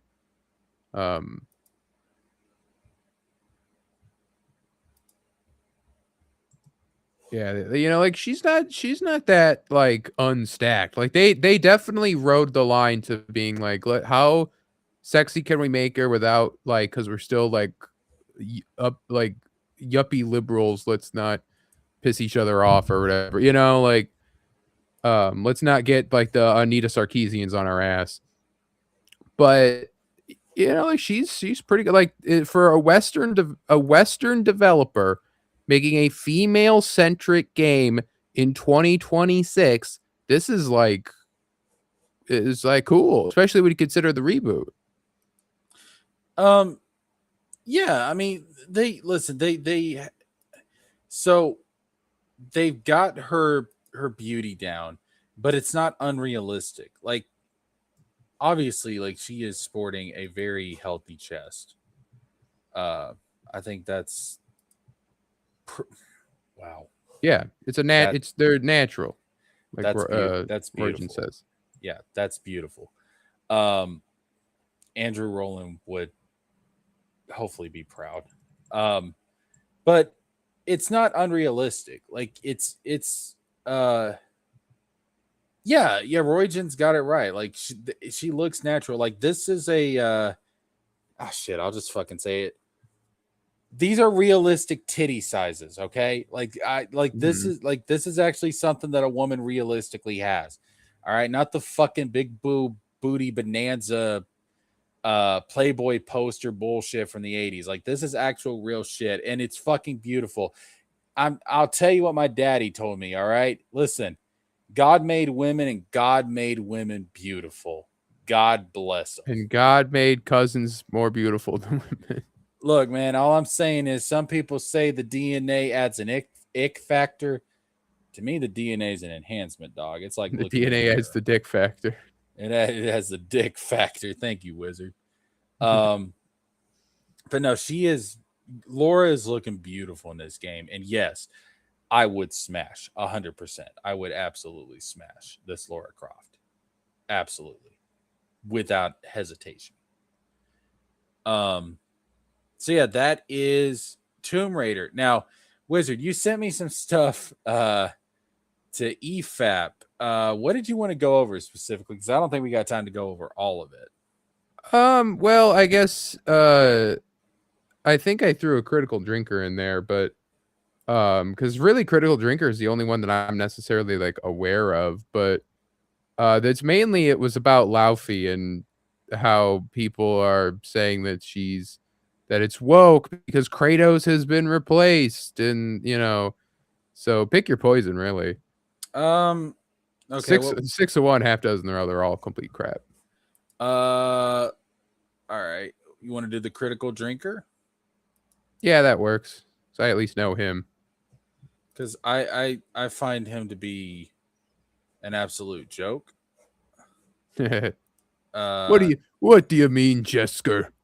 Look, I'll just sit here and drink and complain. All I'm saying is, bro, is that I half expect that one of these days, the Critical Drinker, we're going to find out that he has liver poisoning because he drinks so fucking much, dude. It's like, He's gonna lay there on his deathbed, and he's gonna go, "That's all I got for you today. Go away now." And then he dies. Go in now. Let me die in peace. But no, like Critical Drinker is, and I saw you had a Yellow Flash one too. How long is the Yellow Flash one? Gotta do Yellow Flash. Yeah. That's like one of our all-time moments together is when we both did the Eeyore voice. Yeah. All right, we'll do Critical Drinker and we'll do Yellow Flash. So no, man, like these are like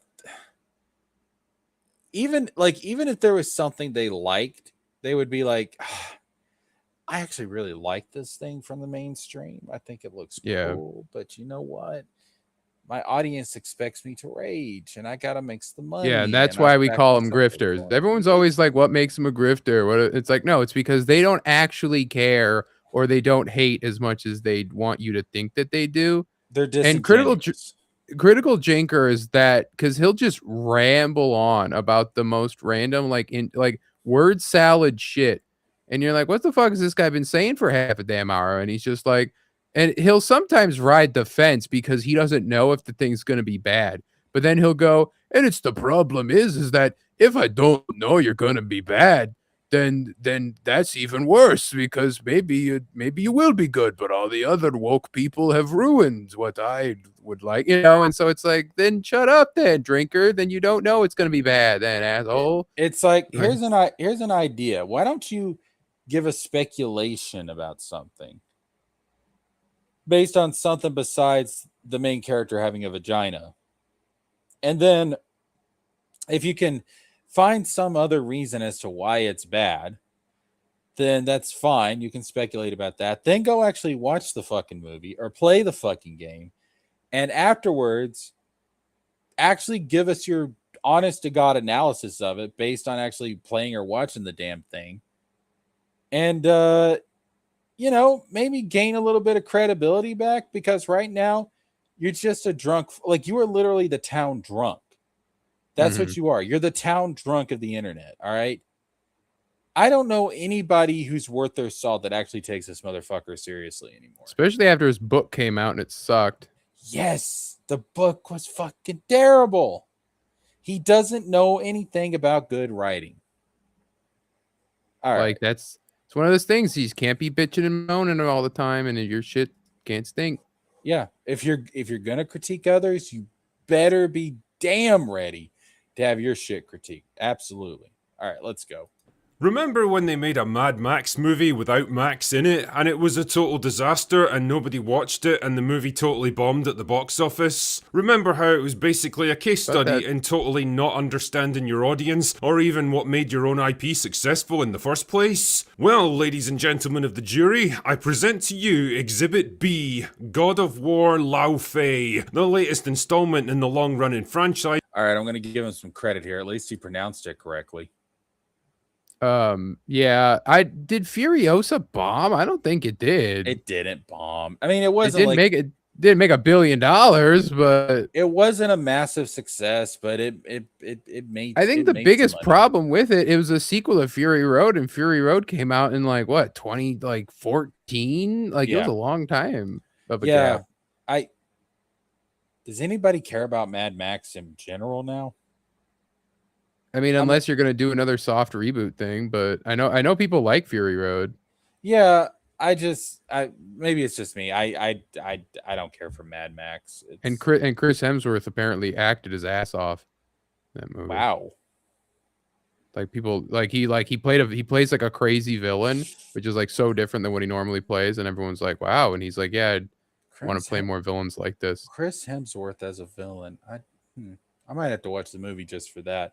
But I've never understood the appeal of Mad Max. But that's just me. Like it's not my cup of tea. Like it may be really, really good. I'm not gonna judge the movie because I haven't. See, this is what Critical Drinker ought to do. I'm not gonna judge something I haven't seen. Yeah. I'm just going to say that subjectively, not objectively, subjectively, it's not my cup of tea. That's it. See how that works, Drinker? Mm-hmm. See, I don't know tea. I Only don't know know. whiskey and liquor. Is the tea spiked? No. Then get it the fuck Go out of go here. away now. It's oh shit. See, that's how you're supposed to do it, drinker. Like you can give your subjective thoughts on something without objectively saying it's going to be bad, especially when you haven't seen and or played it. That just got unveiled at Sony's State of Play event a couple of days ago. A game that's already stirred up the fan base and the entire gaming internet into a firestorm of rage and backlash, and seems destined to do for the God of War franchise what Furiosa did for the Mad Max saga. Why? Well, it's simple really. It's a God of War game that doesn't actually have the God of War in it. It's a bold There's two strategy, in the Cotton. trailer, drinker. Yeah, There's the Egyptian. There's an Egyptian God of War and a Tibetan God of War, or whatever, Hindu or whatever one it is. Kratos is not the only God of War. It's like Yeah, he hasn't even been the God of War in like 3 games or so. he only became a God of War again at the end of Ragnarok's DLC. And even then, like you could argue that he's still not. He's just on a council. It's close enough. Don't take that Yeah. away from. Don't you take that away from my boy? Don't you do that? Don't you make drinker correct? Don't. I watch it now. Watch it now. Watch what you say, wizard. All right, I'll ban you. Be careful. I'll strike you. I'm playing all the hits tonight. I'll ban you from the channel, and then I'll strike your channel. I'll What do you throw a think butter about knife that? spear in your yard. What do you think about that, huh? Not so big. I know now. Critical Drinker. We're mates, me and him. I slept with Critical Drinker once. But given he was drunk and doesn't remember it, so if you ask him, he's not going to know what you're talking about, but I did. I slept with happened. him. I was the bottom. Just in case you were wondering. I just so everybody knows. And then he said, "That's all I got for you today. Go away now." And he literally passed out. It was amazing. Oh. See if it pays off for him. I mean, okay, there's other avenues you could explore in this world, I guess. I think most players would have accepted a game about Atreus and what he does with his life after parting company with his old man. Okay, you know what? I agree. But at the same vein, it's like Laufey is clearly she's the third of the group, right? Like you can't no, not I agree too. Yeah. But I Yeah, remember people were saying like, "Oh, it can't be about Kratos. It's got to be about Atreus." And what did I say, Wizard? I said, and I listen. It's not going to be the next main game, obviously, because that's what Laufey is. But I do think we're going to get a God of War game that is going to be a mainline title where we play as Atreus at some point. Definitely now. I mean, that's just all but happening. I think That's he's just going to be the after main Laufey gets a game. I think they're going to go to Egypt. I think they're going to set up Egypt in this game. I think he's going to go to Egypt, and they're going to pull the giants are going to be like Israelites that were like held in captivity in Egypt, except the giants are being held captive by the Egyptian gods. They're being enslaved, and then here comes Atreus / Moses in there and be like, "Ra, let my people go." And then the giants end up committing atrocities onto their captors that were, or they commit atrocities onto other people that are worse than what was committed onto them. Oh, look at that, a strike, and it wasn't from Liam Gray. Oh dear. Shut it down. Well, that's all, folks. No, but like, the thing is with the like, it's like, oh well, Snake would have liked Atreus. You would have bitched if it was Atreus too, drinker. Don't fucking lie.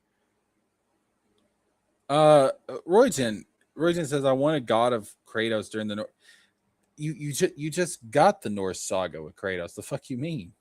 That, homie, there's 2 games out there for you. Like, you got it. What are you talking about? But no, like it's wait a minute, hold up. Royton, what is this? Wait, what is this? I discovered They're talking about Eric July. Okay, I thought they were talking about Drinker for. Oh yeah, well, Yeah, I know about the some Get with the times, you people. That was like 2 years ago. Yeah, who the fuck is Eric July? The fuck is an ISOM?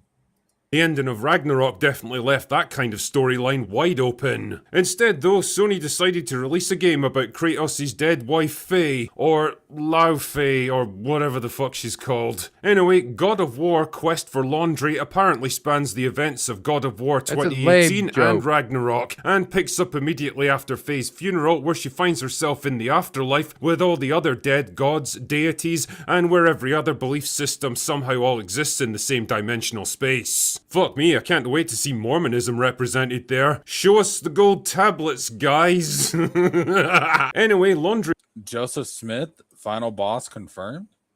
Like Drinker, that joke's not even funny. I mean, it's not. And these people, man, are so fucking unimaginative.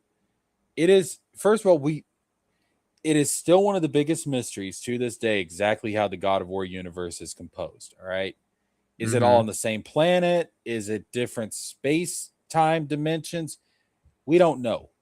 But usually when you have something like what the every win is supposed to be, it's usually like this higher dimensional plane that kind of sits on top of other lower dimensional planes. So it's like all of these realms, all of these pantheons can be connected to it because it's transcendent even over the god. It's very metaphysical, and I could spend like fucking 3 hours going into like, you know, higher dimensions and stuff like that. Forget that, but even he's like somehow all of this stuff is coexisting. Like, brother, did you not see the last games? Like how did Kratos get to Norse? I thought he was Greek. Why is there fucking Egypt bullshit here? Like, you know, like, bro, that's part of the fucking story. That there's the other stuff exists, clearly. It all coexists somehow. And I will admit, one of the most frustrating things is that I wish they would explain like how this is all connected in the exact structure of the universe, because I'd like to know how there could be like different sun deities when, if it's just all on one planet, there should be one sun. Or, you know, I'd like to know how this shit actually works. And I think, honest to God, given the nature of this game and what it's covering, we're probably going to get that answer in this game. Yeah, we might find some like wise old sage in that observatory tower that might be like every single person exists on a plane and they vibrate on different frequencies or whatever, and that's Or I've always had the theory. So theory time. My theory from the beginning has been, if you look in a lot of mythologies, what do they have that's like the origin of the universe? Primordial chaos, like a sea of chaos. And the universe arises out of chaos and becomes ordered by the gods or primordial deities into a cosmos. So I've always mentioned they do mention primordial fire in Ragnarok, that's what's in Kratos' blades. Yeah. So just about every mythology begins in chaos. So I've always had the theory, end. All worlds begin in chaos and also end. I've always had a theory, because at the end of the Greek saga, Kratos basically unleashes chaos on the Greek world. So I've always had a theory that like the fabric of reality itself in that world like was starting to collapse. And so like Kratos somehow phased out of that reality into primordial, like the sea of primordial chaos, because a lot of times in mythology it's represented as a sea, an infinite ocean, fell out of his reality into the sea of primordial chaos and ended up getting swept up into the Norse cosmos. So I always kind of imagine them as like each pantheon, each cosmos is like a bubble rising out of a sea of primordial chaos, essentially. Like that, in my mind, that's how I picture it. Now I could be completely wrong about that, but I think that would tie into a lot of mythologies. I think that would make a lot of sense. But I think we're going to get the answers to how the structure of the God of War universe, how it actually works in this game. And the person that will deliver those answers will be Jesus Christ. I'm down for it. Let's go. Like that would be I mean, it might be controversial, but it would also be very, very cool. I'd be down for it. Let's go. All right, let's continue. Lady goes on a long and probably very violent journey through the afterlife, beating the shit out of the gods and monsters that exist there with the help of a talking cube of jelly named Frank. And yes, I'm being absolutely serious here, so that she can save Kratos and Atreus from beyond the grave. You know when you just read something like this and think to yourself, why? What were they really expecting to achieve here? I mean, was this a story that really needed to be told? More importantly, was it a story that anyone really wanted to hear? Because I'm gonna go... Okay, the answer to this is yes. And the reason why is because how much was there like things left unanswered, things left ambiguous? Yeah. And the implication was in both God of War 4 and Ragnarok, and it was implied to be connected to Faye. Yeah. A lot of shit is implied in the background to be connected to Faye. And they said, I remember interviews where they said that they wanted to have a game where they fill in those gaps and explain it. Yeah, they were saying that since the beginning when everyone's like, "Why? Who blew the horn?" Right? Yep. Like, who blew the fucking horn? They've been saying that. Like, it's possible, right, that we do the everyone shit, and then we just randomly go back to 2018 God of War world, and we're cubing it up with Laufey and Frank, and then we blow the horn, right? We see that stuff play out, and that's why this game comes out sooner than you think, because they're going to reuse the assets from 2018, which is okay. Oh yeah, I'm fine with that. I'm fine if it gets it out faster. I'm fine with that. I don't care. But no, this game, this idea has been in the back of their minds since the beginning of the Norse saga. This should not surprise anybody. It blows my mind. I heard originally in God of War 3, Zeus was supposed to be taken down at the beginning, and then the other pantheons would invade Greece. I've never heard of that, but no, because I only ever know about the three wise men thing. That was still going to happen. Because apparently Kratos is supposed to be one of the three wise men. Yeah, and it was Tyr was going to be the other one, and it was going to be somebody else was the third one. But I could have seen that as like that being an idea they knocked around a little bit, like, you know, because Kratos did fuck up the Greece world, and you know that would kind of leave a power vacuum for somebody else to come in. At this point, I think it's going to be the gods we didn't see him kill, and they're going to take up their Roman names, and I think we're going to get like the somewhat of a Roman pantheon. But that's just me. I think that's going to be the end of the story. But it's hard to predict at this point. That everyone kind of fucked it all up in a good way. Yeah, in a good way, because now it's unpredictable, and if I'm able to figure out your story, every step of your story, you have failed as a writer. Like there, like well, okay, I won't say that. I won't say that because I will say as a wrestling fan that I always said that the wrestling was predictable. It was predictable when it was bad, and it was predictable when it was good. The reason it was predictable when it was good is because this is what I would want to happen or what should happen, and that's okay.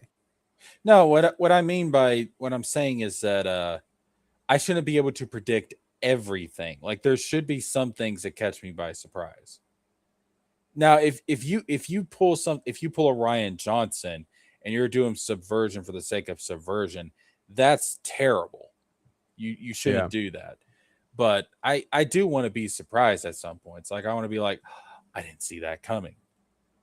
Now, lately, I've not been caught off by surprise because the umbrella moment. I'll probably end up predicting the entirety of Kingdom Hearts 4 before it's all said and done. There's no fucking way. It'd be like at the end of the game, it's like, yep, I knew it all along. Goofy was the master of masters. It's Goofy's son, damn it. Max is the master of masters this entire fucking time. I knew it when he pulled out that skateboard keyblade. I was like, oh, yeah, extremely goofy movie. I got it. When Master of Masters says if you can't fit in, then stand out, I looked at him sideways. Sora, look at me, eye to eye. Look at me. All right, let's go. Out on a limb here and say that when you think of a God of War game, you're probably going to imagine a big, angry, muscular, bald man who grunts a lot, tearing the shit out of anything and anyone who gets in his way, and maybe sparing a vague thought for Boy. Yeah, Drinker, they made like 7 of those. Boy. You're probably not going to think of a depressingly mundane-looking middle-aged woman who looks like the devs applied a... I'm so tired of this fucking argument, dude. Kratos got character development. He grew as a character. Holy shit. And them shitting on like, oh, she looks so old. And it's like they aged her up to be the same age physically as Kratos because they are married. Yes. The actress looks younger, yes, but they've aged her up. No, I think that Kratos ought to be sleeping with a 14-year-old because Greece. But a 14-year-old boy because of Greece. Somehow he's married to a 14-year-old boy because ancient Greece, and somehow through God magic, he gave birth to an ass baby named Atreus. It's like Drinker, please, for the love of God, get help. All right, go to rehab, get sober. Your liver and the rest of the internet will thank you. For the love of God, stop. Just fucking stop, dude. The brain damage is done already. Oh my God, homie, please. It's like, shit, dude. Fuck. The man got character development. He grew. He changed. It happens.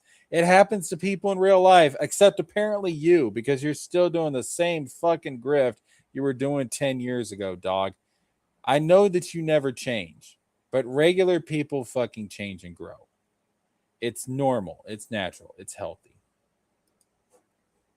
1980s Scottish housewife filter to the mocap actress, swapping quirky Marvel banter with a talking cube made out of jelly and voiced by Jack Quaid. Because truly, if you need some kind of unthreatening, unassertive, there he is mocapping the whipping boy cube for your story, then there really is no one better. The point I'm making here is that this franchise has been entirely defined by Kratos and his personal journey since the very first game, and trying to port that kind of long-running audience investment over to a new character that was only ever mentioned in some pretty brief flashbacks up until now feels like it's really not going to work for you. You're too only mentioned in pretty brief, like the whole second game, she fucking appears in it multiple times. Journeying with her ashes is the crux of the game. Premise of the first fucking game. What are you talking about? And Drinker, it's not like they're like, oh, we're only gonna tell this story about Faye and that's it. This is very clearly setting up some big event this is the next phase of the franchise. Like, and this is setting up the end game. In a lot of ways, it's a transitionary game. Yeah, it's transitioning us from Norse to whatever the fuck comes next. If this was a $50, like, oh, this is the side game, but it's critical to the story, but it's not Kratos, so it's $50, whatever. Then he still would be bitching, but he'd be like, no one wants to play as her. It's like, yeah, but did you bitch about the Sons of Sparta game that came out like a few months ago? I don't know if he did or not. I doubt he even addressed it. This is the greatest Metroidvania ever made because Kratos. It's like, fuck, dude. to fight a battle that you can't win on a battlefield that's completely not advantageous to you. What do you think's gonna happen? And yeah, let's be honest here, there's the whole modern audience thing. I'm so sick of that. I'm so sick of that. God, fucking image. it's I have not watched a Critical Drinker anything in probably like I don't know, like it's been years. It's been probably 6 years or more. And he does the same bullshit. He hasn't changed. Of course not. That's why he doesn't understand Kratos' character development, Wizard, because he doesn't understand that people change and they grow and they become different people in life. Jesus Christ. To consider as well. Gamers, just like film and TV fans, have had some pretty unpleasant experiences over the years as their favourite male characters were swapped out, killed off, or just forced to step aside and make way for a collection of prickly, unpleasant, arrogant, invincible girl bosses that nobody asked for or liked. Jesus fuck, Drinker. It's not 2020 no more. All right, put the damn gun down. That era's over. It doesn't happen anymore. Velma got canceled. Velma got sent to hell. Okay, that happened. You know, fucking Ray's trilogy ended and everyone hates that movie. Like, Marvel's bombed. MCU hasn't made a female-centric movie since that movie. You know, like it's over. It's done. You won. Just put down the war sword. Is over. The war is over. He's like a soldier that came back from war and just can't let the battle go. It's like, homie, it's over. All right. Just because it's a woman doesn't mean it's woke. God damn it. I'm sick of this shit. And it's not like she's somehow stronger than Kratos, right? It's nothing like that. She's not gonna even, unless she like beats Ares in 1 second. But even then, who's to say that modern Kratos couldn't also beat Ares in 1 second? You know, like honest to God, modern Kratos would fuck Ares up. She gets her ass handed to her. She gets beat up by 2 goons and thrown in a jail cell in this opening moment. Held without being able to like fight back and shit. And it's only through harnessing her magic did she break out. She just naturally break out. Like, she's not all powerful. You know what? You pointed out a very good contradiction just now. He originally said, oh, she's an idiot for, fighting in this place where she doesn't have the advantage. It's not advantageous to her. And then he goes on, like, literally 15 seconds later, she's an invincible girl boss. Well, does she not know what she's doing, or is she a girl boss? Because he has to check every box. He has to hit every buzzword in his lexicon. It can't be fucking both. We haven't gotten the message yet. We got modern audiences, but we haven't gotten the message yet. But that's gonna be in here. We got to talk about how it's like they're gonna make Kratos weaker or something. And this is bullshit. Yeah, I mean. Yeah, she's not a girl boss. She gets her ass handed to her throughout a lot of this gameplay footage. And number 2, talking about like, oh, why is she being stupid and going out and fighting a place where she doesn't have the advantage? How does she know if she has the advantage or not? She has no idea what the fuck this place is. She didn't expect to even be here. She was supposed to die. She's been completely caught off guard. How does she know if it's just got? Don't be a critic, guys. Don't be a critical drinker. Be a critical thinker. Yeah.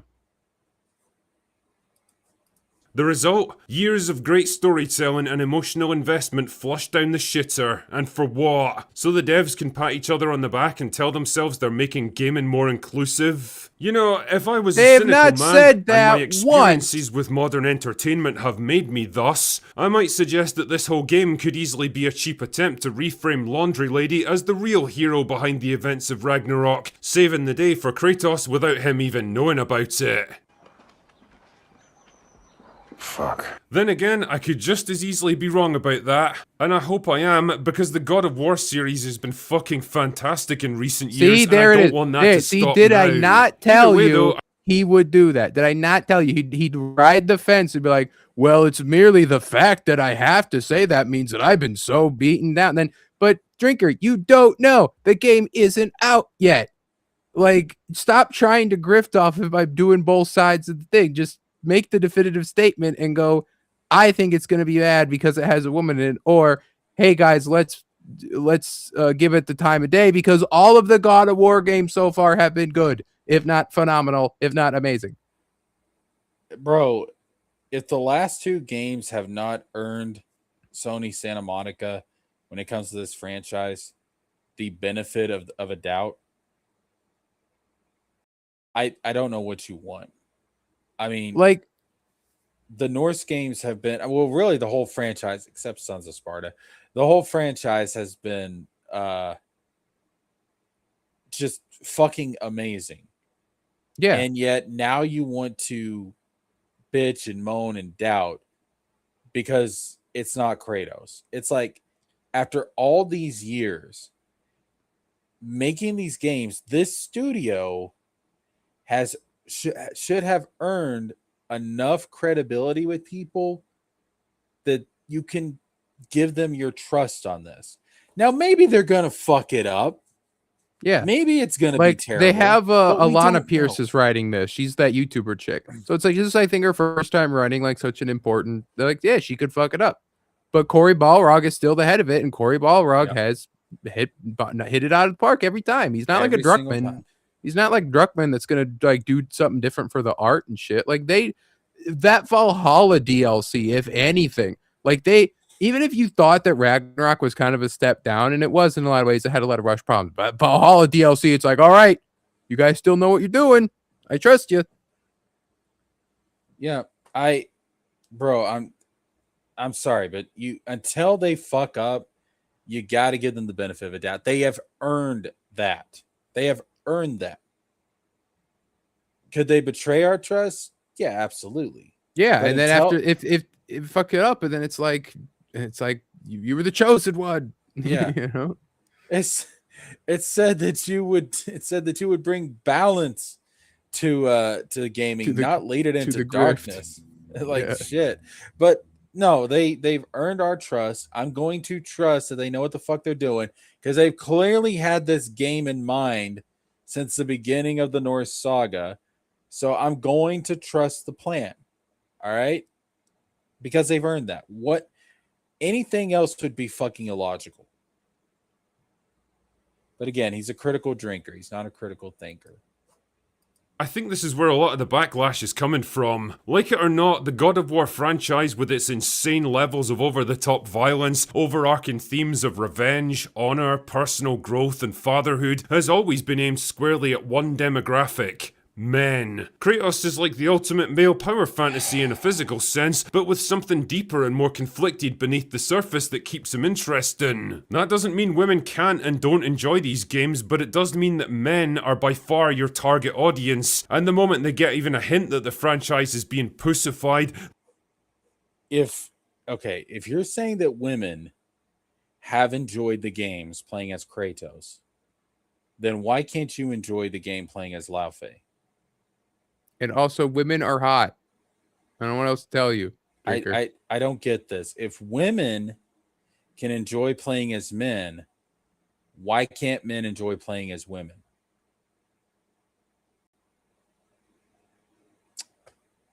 None of this criticism makes sense. None of it. Plus there is Cube. There is Cube. Cube is love. Cube is life. When shit hits the fan, we protect Cube. that their favorite hero's being pushed aside in favor of someone more diverse. He's not being pushed aside. He's not being pushed aside. He's not being pushed to fucking side. It is happening alongside the fucking 2018 and Ragnarok games. It's happening alongside them. He's doing his own thing right now while she's doing her own thing. He's not being pushed aside. And they'll most likely come together in like the next game or the game after. Like, yes. And then you have been established with all three of them by that point. And you're gonna be like, wow, it's the end game. It's so awesome. And then you're not even gonna care about this like game anymore. Like, you're not gonna be like, this game was gonna suck. Like, you're like, you'll enjoy it as the package deal that it is. And even if they retire Kratos for a little bit, which I've said I think they need to do, because the man he's at a good point in his life, Like, I feel like he's found some level of peace. That doesn't mean he's never going to come back again. I think he will. But I think shifting the focus to Laufey, to Atreus for a little bit, I think is a smart move, because what are we going to do? Like, oh, I'm Kratos. I'm the god of war over the Norse realms now. And then it's like, well, next game. It's like, sorry, guys, I got to leave. I got to go to Egypt. Atreus got kidnapped or some lame excuse. I got to go. It's like, what? No. I've said before, like, I'm fine retiring Kratos for 2 or 3 games. I'm cool with that. All right. And fuck, you've got the Greek remake coming out. All right. You're gonna get your fucking Kratos. All right. Just calm the fuck down. Be worried about whether or not they're gonna cover up the titties. They're gonna cover up the titties. They're gonna cover them up. There's no way. Of course They're gonna cover them up, and they're gonna cut the sex scenes out. You know they're gonna do it. Maybe not the sex scenes, but they're gonna cover the titties. Now the thing is, though, I'm kind of cool with that, because I'd like to be able to stream them at some point, and that wouldn't be possible with the titties hanging. Well, they could do it. They could do what Dispatch did and just have the. I mean, they all do that, but they have like the nudity on and off slider, and Dispatch has that too. Oh, all right, that would be a good compromise. I'm cool with that. Verse who appeals to modern audiences, or that they themselves are being disrespected or taken for granted, then they can and will fight back. Like I say, it feels like Sony have chosen a battle that they can't possibly win with this one, and in fact, it's probably going to result in heavy losses all around. I don't know, man. Maybe the real God of War was the laundry we did along the way. Anyway, that's all I've got for today. Go away now. Gladly. But before I Yeah, go it's away, just that was so fucking ass, because he's just like, it's so dumb. Like, you're not even saying nothing important. He was just like hitting buzzwords. Look, there's the Sweet Baby Inc. logo in that thumbnail. Like, oh, Sweet Baby Inc. is gone, bros. That fucking it disappeared. okay, this comment's kind of funny. Your mother is at peace now, boy. You sure about that? You sure about that? That's kind of funny. But you know what? I will go away, Drinker. But before I do, you get a dislike. Roger says, I don't like the talking cube and ribbons. It gives me Forspoken vibes. No, I can understand hatred of the ribbons, but I will not accept hatred of cube. The cube is love. I'm the all cube in on is cube. life. Yeah, the cube is love. The cube is life. When shit hits the fan, we protect the cube. Whenever the cube is not on screen, everyone should be asking, "Where's the cube?"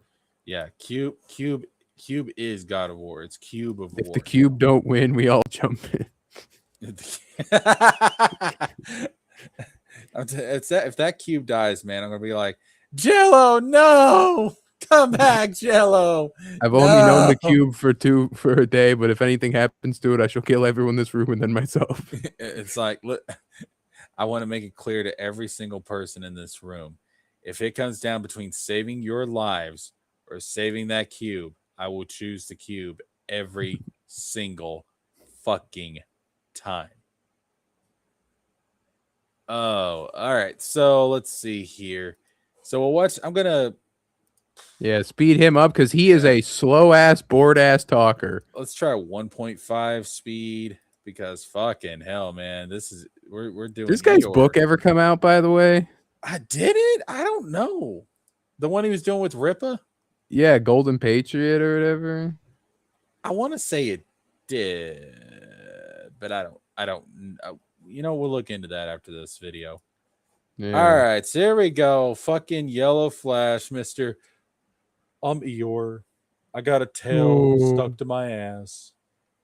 Yeah, his book is out for $22. Has it sold any significant? Let me go to the enemy territory and go to Rip Ascend. See what they say. That's right. They stopped listing numbers because his book stopped fucking selling. Yeah, that's right. Because he stagnated. Yeah. Yep. Okay. Hold on. Let me show this. Look at one of the things on the fourth shopping product for Mighty Golden Patriot. It's a fucking the Golden Patriots like scooter. like what is that? What the fuck? Like did no one Google your names, people? Come on. Yeah, no, guys, seriously, it's a simple fucking Google search. Like, come on now, it's the bare minimum of research. That's apparently that's too much to ask. Apparently, it's too much to ask. All right, so let's see what Eeyore's got to say. I'm sure. Oh, this is going to be painful. All right, let's go. What the fuck is this early 2010s fucking intro? He hasn't changed it in a decade. Dude, this is the shit that YouTubers were doing for an intro back in 2010. Jesus Christ. So yesterday, Sony did a state of play for their PlayStation 5 to let everybody know what's coming out this year. I think most of those games are coming out this year. Wolverine got a big showcase. The game looks good, and the gameplay looks all right. I just don't know how I feel about it after some of the stuff that happened in Spider-Man 2. I'm pretty sure Sweet Baby Inc. worked on this still, even if it was just at the writing level. And Jean Grey looks like a dude, which, lines up with what they did to Mary Jane. Remember how ugly she was? Okay, I'll give... These guys just can't help but play all the hits. I'll give him the Mary Jane thing. I don't like her design in Spider-Man 2. I guess apparently the actress got into a car accident, needed facial reconstruction. That's why her face is different. But even if that's true, I still would have just used the model from the first game and just updated it. Yeah, no. Mary Jane from the first game is beautiful.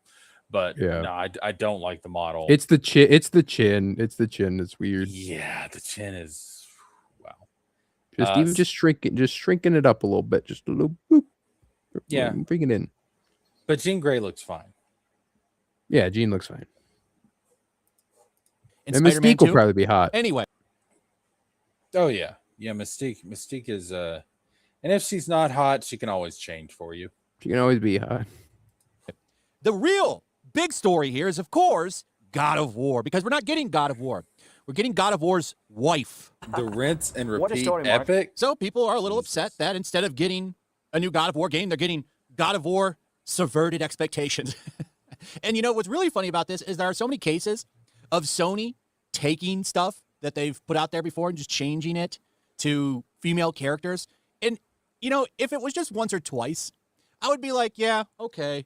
I think these people are crazy. It's something different. It's a way to change up the formula. Now, like, Ghost of Tsushima had one game and they went to a woman. Last of Us had one game and they went to a woman.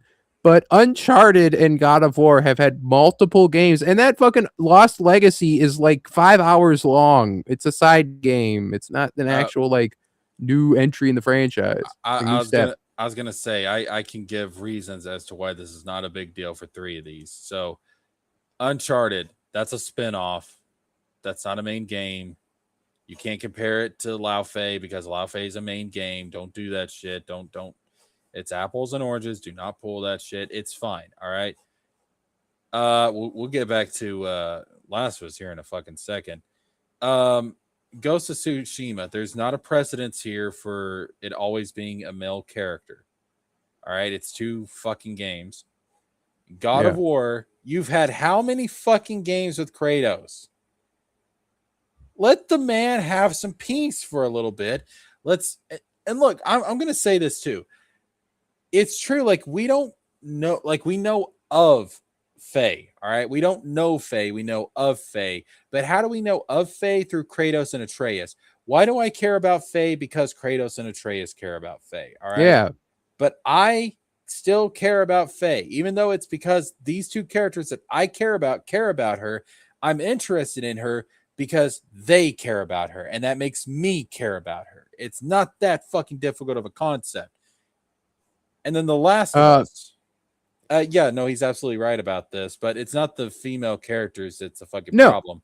It's that this game is Last of Us 2 is fucking garbage writing. The game has terrible pacing problems. The game has abysmal ability to handle the morality of its problem. If in an alternate timeline, Joel still died and Abby was never... Notice that Abby's in this picture, right? You know who's not in this picture, Jesker? It's not Ellie. It's not Ellie. You know why, Jesker? Because if we would have only played as Ellie, no one would have bitched or moaned shit. Because everyone liked Ellie in the first one. You play as Ellie in the first one. Yep. Yep. It was the main character. The main characters of the first one were Joel and Ellie. All right. It would be a natural progression to go to Ellie at some point. Now, I don't think it should have been in the second game. I think you should have been playing as both of them in the second game, and maybe he dies at the end of the second game, not the beginning. But again, that game has so many problems that are worse than fucking, oh, look, we got female characters taking over the damn thing. Yeah. Like, don't fucking go there. Plus, those top two characters, both voiced by Laura Bailey. Laura Bailey is everywhere, man. Laura Bailey is love. Laura Bailey is life. Laura Bailey is also Cube. Laura Bailey is the cube, man.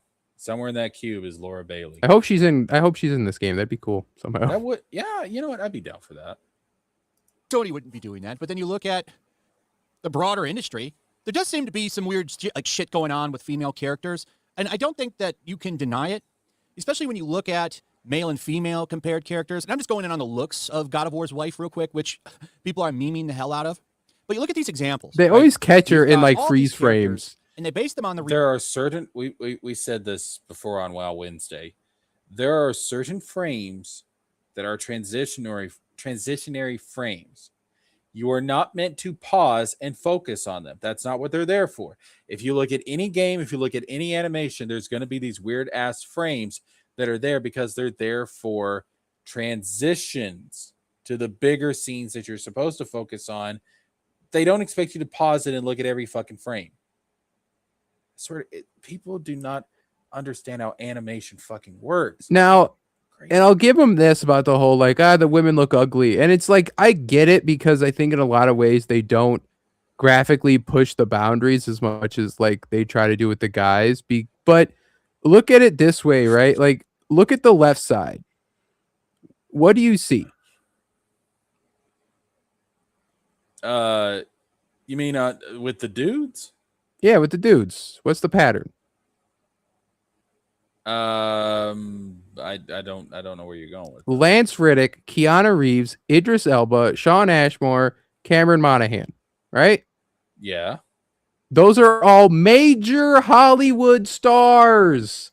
Okay, now look at the right side. Nobody's.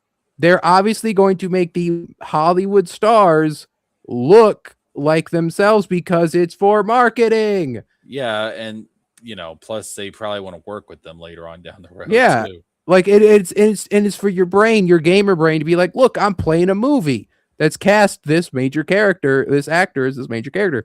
That's why God of War Laufey looks like Deborah Ann Wool because she's a major star. She's in a damn Disney Plus TV show. She's fucking Karen Page. It's for the trailer, so you have that moment where it's like at the end you get the reveal, and it's like, oh my god, it's fucking Keanu Reeves.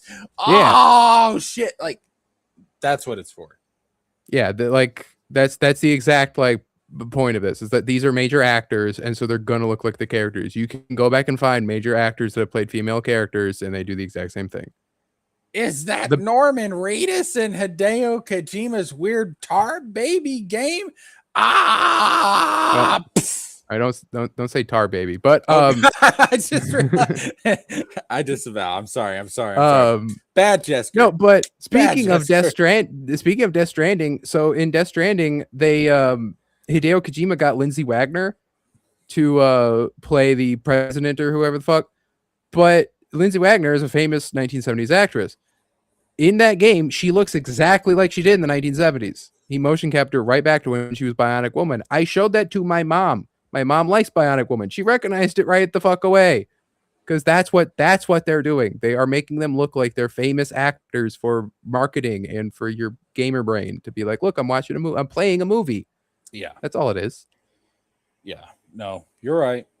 All right, let's get back to this. Feel people. I didn't even recognize Faye's actress from seeing her in the game. Looked like some middle-aged old white woman, right? And this defense falls apart on the, it's just how they wanted. They wanted to make her look like a real woman. When you look at shit like this and you see what the actresses look like, and how they look in the game, and then you go and you look at the male characters, and they look pretty damn spot on. They look the same. I look at these characters, like, recognize them for their actual counterparts in real life. And it gets even worse when you look at some of the memes of, Japanese developers doing the same thing with women. And when you move them to, or when you compare them to their actual real life version, they look just like them. And then look at West versus Japan, right? Obviously, to me, it looks like they're intentionally making the women look imperfect and flawed the best they can. Probably because when you look at the people making these games, such as this feminist game director who's working on this God of War game, it starts to make some sense, huh? And I was wondering, are she really If this some was kind an of feminist? action So I had to movie, look. she And- would look dirty and grungy and shit, and you wouldn't give a shit. No. Because it's the story they're trying to tell. They want it to look realistic so that when they do fantasy stuff, it feels more epic. Plus, like you said before, you want her to look like she's Kratos' wife. Yeah. Like, she needs to look of a similar age to Kratos. Now, I mean, again, we're talking about divine entities here, so age is kind of weird, but you don't want it to come off as weird on screen. She would look like how the actress does now in the prequel story or whatever it would be, where she would be fighting Thor and all that, when she was like Kratos' age when he was like in Greece. Right? Yes. Like it would be that is the comparable time frame. We are looking at the old Faye who we didn't get to see in the past because we weren't following her. We were following Kratos. We are looking at a Faye that has not only died, but through her life, she has seen some shit. Yeah, she is as old as probably Kratos is in his game, and Kratos looks old and gray, and no one complained. Yeah. Also, we saw him when he was young. Also, dude said if she's an old woman, dude. She looks middle aged. Like she's yeah, not even middle age. She looks like 42. Well, 42 is middle age. I always assumed middle age was like 50 because it's like middle of 100. Okay, I see what you. Well, see, I usually, because most people aren't living to 100, but 80, like most people are going to be around 80 when they kick the bucket. So I always looked at 40 as being like that's when middle age starts. Either way. All right. According to Grok, yes, she does advocacy for underrepresented groups in diabetes, and I don't think that that's woke. Actually, looks like she's doing a good thing there. However, I would say Nice game try, industry Flash. perspectives here kind of are a real red flag, where she addresses challenges for Black, brown, and queer homies in games and criticizes microaggressions. You've lost me right there with that microaggression bullshit. So you don't really get a chance to redo a first impression. Grok didn't give you the date of that. What if that was like 2016? When all that was like going heavy. Wizard. And not 10 years later. Wizard, we know how these people think. Nobody ever changes. Nobody ever grows. Whoever she was in 2016, whatever type of person she was in 2016 is the type of person she is now. It was the type of person that she was when she was a baby. It was the type of person she was when she was conceived in her mother's womb. She has always been that type of person because people do not change and grow, Wizard. That's what the grifters have taught us. People do not change and grow. Roygen says no one really talks about that sequel to Ghost of Tsushima. And I do get that just because I think jumping off of Jin's story was a mistake. And if they want to do a female protagonist, they could have just done it with Yuna, who's already in the game and we cared about from the game. But like, yeah, they shouldn't have jumped out of Jin's story. It wasn't finished. All right. And a lot of people, from what I've seen, aren't very impressed with this one. Even David Jaffe's out here dunking on it. We're going to watch his response. David Jaffe gonna fucking always dunk on it. David Jaffe is a bitter, fat, old bastard. That's what David Jaffe is. I'm sorry, but he is bitter. He is angry. He is old man yells at clouds. Okay, that's who David Jaffe is. I don't take the man fucking seriously. There gets a point to where you can have this weird combination of, because you think of like old men, you think of like, oh, wisdom from, over decades of life. But there's an inverse to that. There's an opposite to that. That's not good. And it's the bitter old man. You have the It's wise bitter bitch syndrome. Yeah, you have the wise old man, you have the bitter old man. David Jaffe is a bitter old man that no one should pay attention to, no one should listen to, because for some reason he is a very miserable, unhappy person. I don't give a shit what David Jaffe has to say. I do not give it. I am so glad that he is not writing these games, because if he did, Kratos would have never grown, never changed. He would have been a stagnant character, and eventually the formula would have gotten boring. It was good at God of War 3. That was like the perfect time to go from that and shift to this new Kratos. But if they just kept going, it's like, well, I mean, what are we going to do for God of War 4, David Jaffe? What are we going to have Kratos like have his new family murdered and now he's going to go get revenge on a new pantheon? It's like, I've seen this story before. I don't need to see it again. Give me something new. I got something new and it was fucking awesome. No one should take David Jaffe seriously. He's known wrong opinion haver. He's been consistently wrong. Yes, every single fucking time. Of this franchise, a person that I disagree with on some political stuff, but when it comes to this, I actually kind of agree with what he has to say about it, that it just looks terrible. Like, this is a feminization of God of War.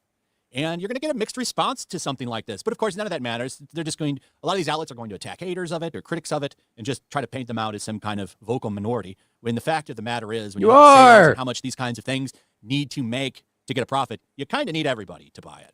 Like, this comes off as a feminist vanity project. Hey, wouldn't it be cool if we did the feminist version of God of War? Now, there's a rumor saying that she actually finds lesbian love with someone in this game. Please. I don't know if that's true. There's been no rumors of this game out. There's no leaks. That is the first time I am hearing this. There is no fucking rumor. There's not even another woman in this trailer besides the fucking villain. She's gonna fuck the ribbons? And are we gonna fuck the ribbons? Is that what we're gonna do? No, dude, bro. She is most likely going to reunite with Kratos and Atreus at some point. All right. Yeah, they are in love, for God's sakes. Yes, that is her man. All right. Bro, just stop making up bullshit. I don't know how you would even know that, but would I be surprised if that happens? Even though she was with Kratos, I wouldn't be surprised if it happens because it's modern Sony. So is this salvageable? Maybe. I don't know. I really don't have any interest in playing this game. Then don't make a fucking video about it. I need to see the story for this to play the next one, which I don't even know if I would do anyway because the last one wasn't very good, in my opinion. Maybe you liked it. But I would say that from what I've seen, it does look like a lore-accurate character because she is powerful from the stories you would hear from Kratos. So maybe she'll be great to play. Well, I don't know. Fucking Yellow Flash is smarter than Critical Drinker. Some franchises, they do evolve, but you know, I mean, at least he's acknowledging the actual kind of like a fucking male lore. power thing, right? Male power fantasy. So I don't know how well that goes off with the audience that you've built here. So I guess we'll see, right? But there's You're a lot forgetting of Yellow Flash, the male power fantasy of it's the typical Sony thing, changing it to a woman. Then we've also got a character who's, you know, the actress they're basing her on is a very beautiful woman. Yeah, I remember as a child, I would tell my parents, I'd be like, one day, I want to grow up and become a gelatinous cube. And they looked at me and they said, "We're taking him to therapy, son. What the fuck did you just say to me? What the fuck is wrong with you? Did we take you out too early?" All men begin in cube and also end. Cube is the heart's true essence. Cubes within cubes await you. Oh, dude. I still Kingdom Hearts needs a cube. Kingdom Hearts does need a cube. Maybe it'll get a cube one day. I guess it had recoded head cubes, but fuck that. Yeah. And then they kind of had like the dark cubes in San Francisco. Yeah. That's not true cube. That's a hard cube. I want a soft cube. I want a jiggly cube. You want a cube you can bounce on. Yeah, you want to bounce on it. I want to bounce on that cube. I want to take that cube for a ride. Okay, let's continue. Why does she look like she's a woman that's about to go complain to a grocery store's manager about some shit then? No, she does not. She does not even have the haircut. What the fuck does that mean? State of play, which also seems to be a hit or miss with some people. I'm really curious about that Wolverine game, but we'll talk about Wolverine after we listen to what David has to say here. Let's take a listen. Oh, Christ. I don't want to hear what he says. Fuck was that? We already watched it. Loffy? I want to make What the fuck is fun of Loffy? it. Okay, That first looks of all, like shit. I'm gonna be honest with you. Stop it. You know it's Lao Fei. All right. You know it's Lao. They call her Fei in the games. It's fucking Lao Fei. All right. Don't say Laufey.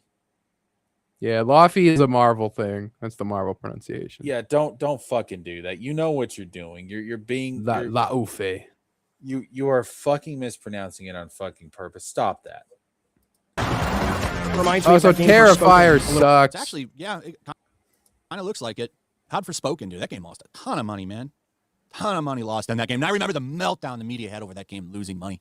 Man, they went insane over this shit. Forspoken They had go over shit writing. insane shit all the time. They were just calling the burnt peanut guy a problematic because they didn't like that his skin is in Fortnite or some shit. They're trying to call him a racist homophobe now. I don't know a lot about that guy, but I kind of doubt He he's fucking a big sucks, racist, Flash. homophobe, or Don't whatever the hell they're fucking- trying to say about him right now. It's so wild what's going on with gaming. All these people are just running around so scared right now. All these video game journalists sites. So going imagine through that. What if employment. Burnt Peanut was like actually terribly racist? And Flash was just like, they're trying to call that guy a racist homophobe now, but I don't know nothing about that guy. But it's like, what if he was, Flash? What if he was just fucking terrible? And you're just like, look at those guys trying to say that. It's like, well, what if? Roygen, how the fuck did you get in my house? I gotta Bloodbath so lick they the can get everybody- marble. I gotta date the marble. I gotta be the marble. Gone so they can write shit with AI, but the ones that are left, man, they are opinionated. A bit. And then they wonder why nobody wants to go to their shit for reviews anymore, why they give Mixtape a 10 and, legit games fucking 6 out of 10. I think that looks so uninspired and it looks so dull. And you guys have to remember that is the opening of the game, probably because it says X for new game. It's possible there's a prelude, but that seems clearly towards the opening. It's dead. That game is not going to do well. I don't think it will either. I agree. Yeah. That game is going to make a shit ton of money. Probably will, yeah. If they has good marketing and it's like got good deluxe edition stuff, and we haven't even seen like a good proper like marketing trailer unless they shadow drop it. Which at this point I don't want them to do because I feel like it would hurt the sales to shadow drop it. That would hurt the sales. Also, look at this fucking 2-liter Diet Coke over here next to this man. What the fuck? Yeah, this is what I drink. He just downed a fucking 2-liter Diet Coke. Holy shit, dude. I don't think that Intergalactic game that's coming out pretty soon is going to do well either. Now, I talked about this a little bit earlier. There was some report. You haven't about seen David gameplay. not David Jaffe, Jason Schreier. Oh, wait a minute. Hold up. Wait a minute. I just noticed something. Dude, look over in the left corner. That's a fucking Buddha statue. Yeah, he's got a Buddha right next to the Art the Clown from Terrifier. Why, dude? Buddha was he's all about fat. Buddha was all about pacifism and peace. And yet this guy, all he can think about is fucking roided out. Fuck everything. Kill everything. Kratos. Yeah, Like, we that- need that- to fuck our cousins and shit and rip the heads off of Apollo or Helios or whatever. Never forget that this dude did fuck his half sister. Aphrodite is his half sister. That did happen. It happened. It It's happened. true. It's But factual.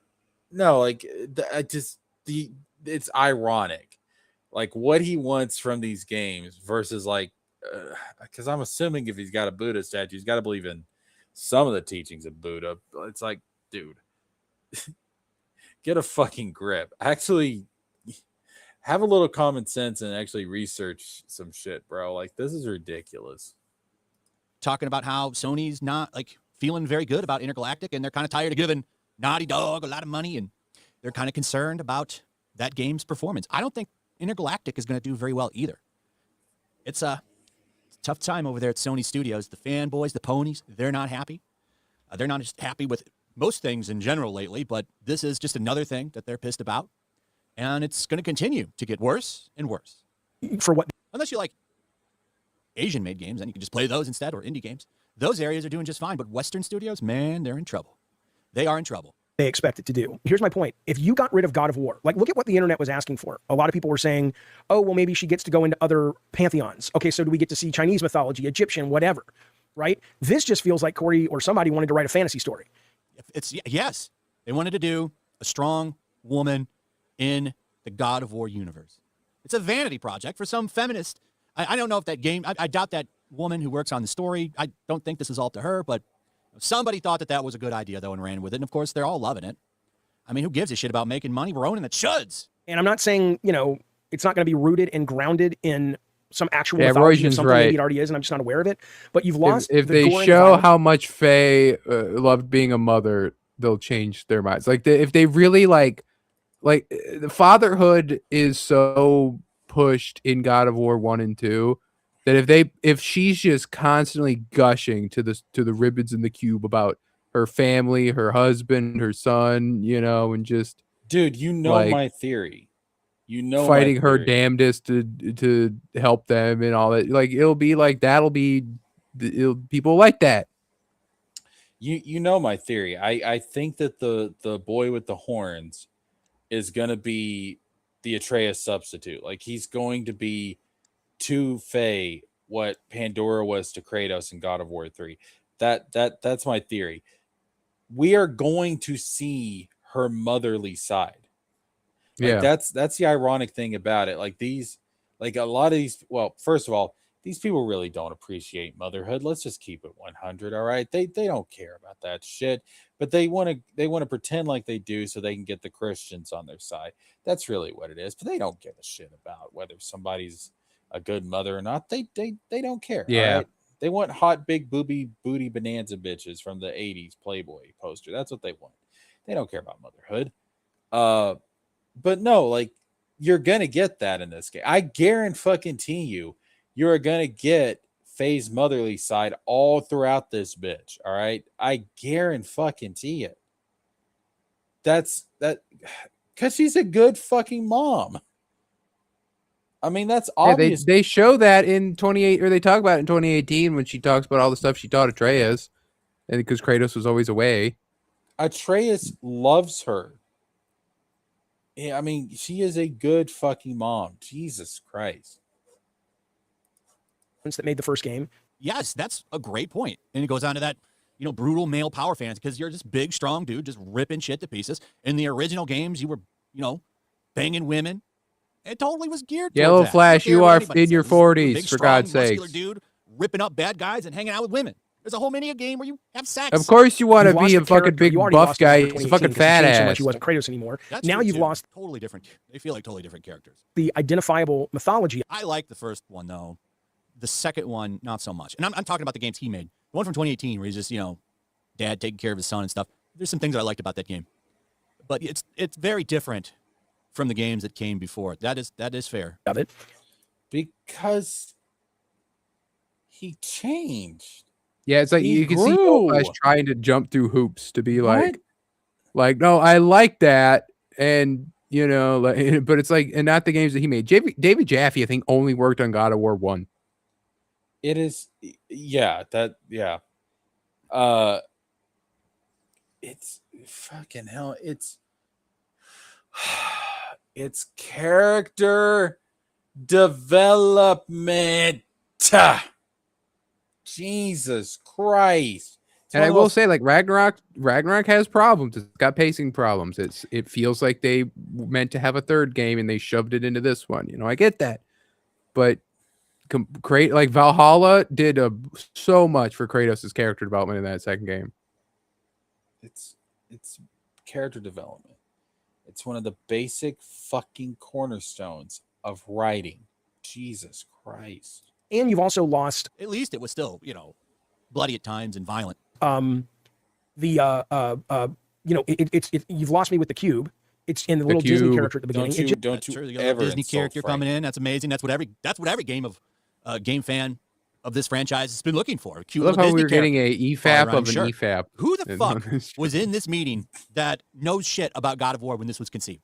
It's like they're taking Corey all the things that people love Balrog. about it and replacing it with a bunch of garbage from other things that have nothing to do with it. There's no reason you need a Disney character to follow you around to be your little companion that does shit with you in the game. At least in the first two new ones is a severed head. It's complete opposite. This seems like just a fantasy. Like you if they would have taken God of War off the title and you didn't know the God of War story, and nobody would be talking about it at all. I haven't watched this whole thing yet, so we're kind of all watching it together. You would be But bitching about it. If that's what he says, yeah, it would just be some random fantasy game, and no one would be talking about it, other than mocking the fact that maybe, I think people would still be pointing out that the game character looks nothing like the actual actress. I think people would still be talking about that because that is a thing that's been happening with a lot of Western games, but I don't think the conversation would be fat as big because, Jaffe who hand gives a shit there. about this little fantasy game? That- But when you slap God of War on it, He's a weird looking little troll, ain't he? Yeah, he is. Like, look at his fat. He's got no wrist. He goes straight from hand to elbow. His testosterone's in the fucking toilet. conversation gets quite viral. There wasn't Kratos. It was just a story about this goddess who dies. You would not be talking about this game. Yeah, okay. In my opinion. No, you're really fucking goofy. Not just an opinion, it's a fact. No one would be talking about A it. goddess Nothing that goes groundbreaking to an about it. afterlife Nothing filled like, with "Whoa, other this is gods would still be awesome. And I Yeah. still play that. Yeah. I mean, Like, it's, fuck off. yeah. And I mean, there's I forget which one it is. There's one of the Japanese gods, like that's something that happens. Like a goddess goes into the underworld and she has like this whole journey and shit. Like it, I only know about Amaterasu. but yeah, it would have still been a cool premise. That I've never seen before. There's nothing like that in this game. No one would be talking about it. But because it's God of War, everybody's talking about it. Man, really fucking goofy that it's like that nobody pulled somebody aside and said, this is not God of War. Now, we've learned a lot about that, though, haven't we? We've learned that there's a big toxic positivity culture. We found that out when Concord. Was it Concord? Because there's been so many of these free-to-play disasters. But wasn't it? It was Concord. I want to say for sure. No, we found out, the reason that game got as far as it did is because of toxic positivity. Nobody's afraid. Everybody's afraid to criticize. Nobody will speak up. It just gets pushed on through. Everything's made by committee. So why would anybody pull anybody aside? They'd be afraid to lose their job. That's not like Don't like this toxic new positivity. That's like shareholder stuff. Shareholders are like that. Well, you can get the hell out of here, oppressor. Shareholders wanted live service because Fortnite made $1 billion. Yeah, that's it. What is crazy is you're comparing a service game to a fucking single player, story driven, character driven experience. Yeah, that's apples to oranges, bro. The reason that a lot of these service games have not been selling well is because people have already picked their service game of choice. They're not just going to up and abandon it to go for something else because the industry has misread that entire demographic. They have completely misread it. All right. Lightning was caught in a bottle with Fortnite. You're not going to replicate it. All right. You've already missed the train on that one. Move the fuck on. It is apples to fucking oranges. This is not a service game. This is a single player, character driven, story driven narrative. That's what this is. That is an absolute disingenuous comparison. Ridiculous. Novel that I didn't like it at all. And I'll probably play it for the stream because I'm sure there'll be interest. But if it wasn't for that, I have no interest in playing that game. I think it looks dull. It looks repetitive. It looks been there, done that. The cover is terrible. Yeah, the cover is getting a lot of memes. Some of them are really, really funny, like this one. God of laundry, God of dishwasher, God of dishwashers. I love the memes, man. The memes are making it fun for me. The name is terrible. I don't think that's going to be the final cover. It looks like hope not. Forspoken. It's got that flavor to it. It feels very uninspired. Yeah, I agree. Yeah, we agree here on a lot of these things. And he's not the only one saying this. There's a lot of people saying this, but of course, I imagine they'll probably attack him over the things he's saying here. And they will probably no one attacks Jaffe because no one gives a fuck. How much sense this makes and Jaffe is irrelevant. Jaffe is fucking irrelevant. The only reason that anybody's talking about him right now is because this game was revealed. Yeah, and he's the God of War guy, and like he will bitch and moan about anything God of War that they do that isn't Kratos. He's gonna do it again when the Greek trilogy is revealed, and then they cut the sex scenes or something, and then he'll be fucking like doing something else. He's gonna do it again when we get the Atreus game. He's gonna be like, "Oh no, there's no God of War. How is fucking Atreus? How is he Loki? That doesn't make no sense. Kratos is Greek." What nobody wants to play as this derpy little kid. Look at this little twink. Nobody wants to play as him. Is that a black love interest? Oh my god! Oh no!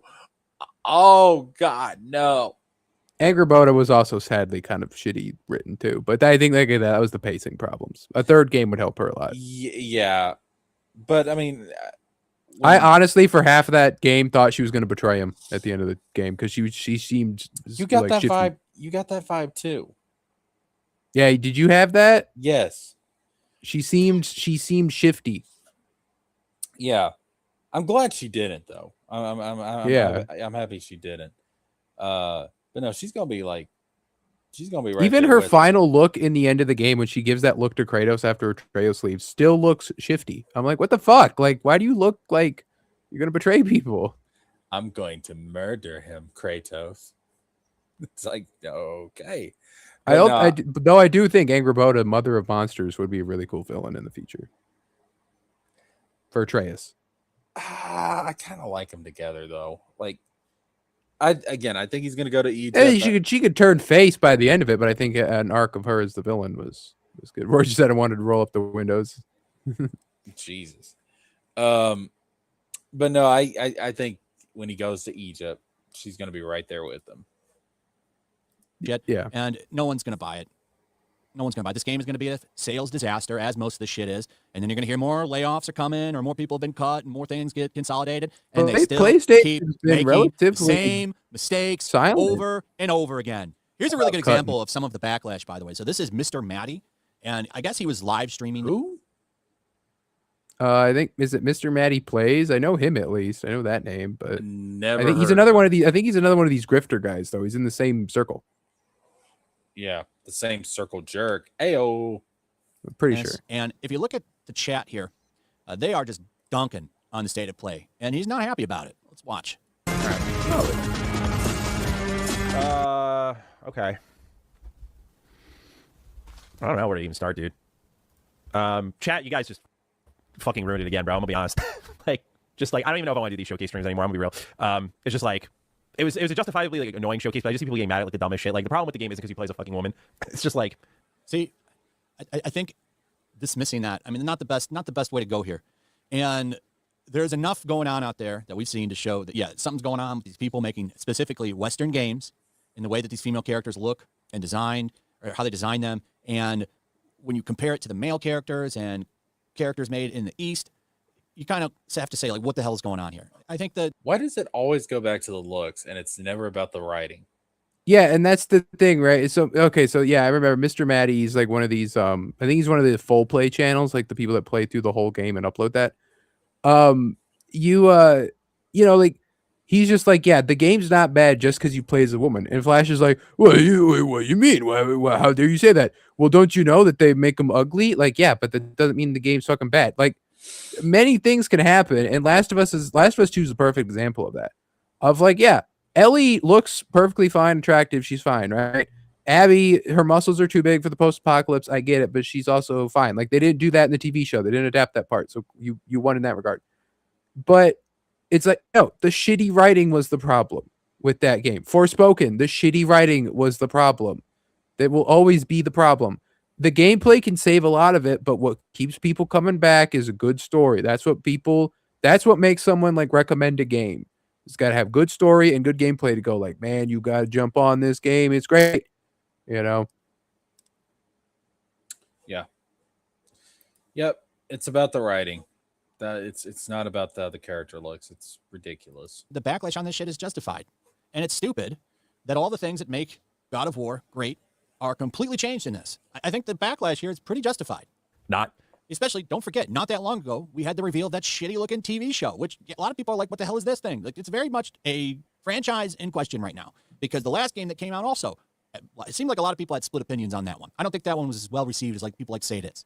It's just like, I don't know. It didn't look different enough from like I guess God of War to like justify this whole kind of There you go. Yes. Perfect. Thank you. Yeah. It looks totally different. It's more than just the woman thing. Now, the fact that she looks like she's going to call somebody's manager, yeah, I understand people not liking that either. New approach to it. I thought the aerial combat looked fine, but I mean, that was a big showing for, I don't know. I felt kind of flat during most of it, but again, it's kind of what I said with my 007. You didn't even like it that much then. Why are you so mad about it? Impressions. Like, I'm not a mark for these things, but you see me popping off about Wolverine, or like I really like Pragmata. So I think it comes down to the type of game. But Yeah, I got nothing more to say. I'm gonna hop off though. I got to think about if I want to do these types of streams. I don't know, man. It gets mad toxic, and it's like I'm not trying to ruin people's vibes. It's like I get it's only so much we can filter when there's a certain volume of people, but it's very disappointing. So I'm gonna hop off, guys. Thank you to those of you who did support, though. I appreciate you, and we will talk soon. I'll make a video on the state of play.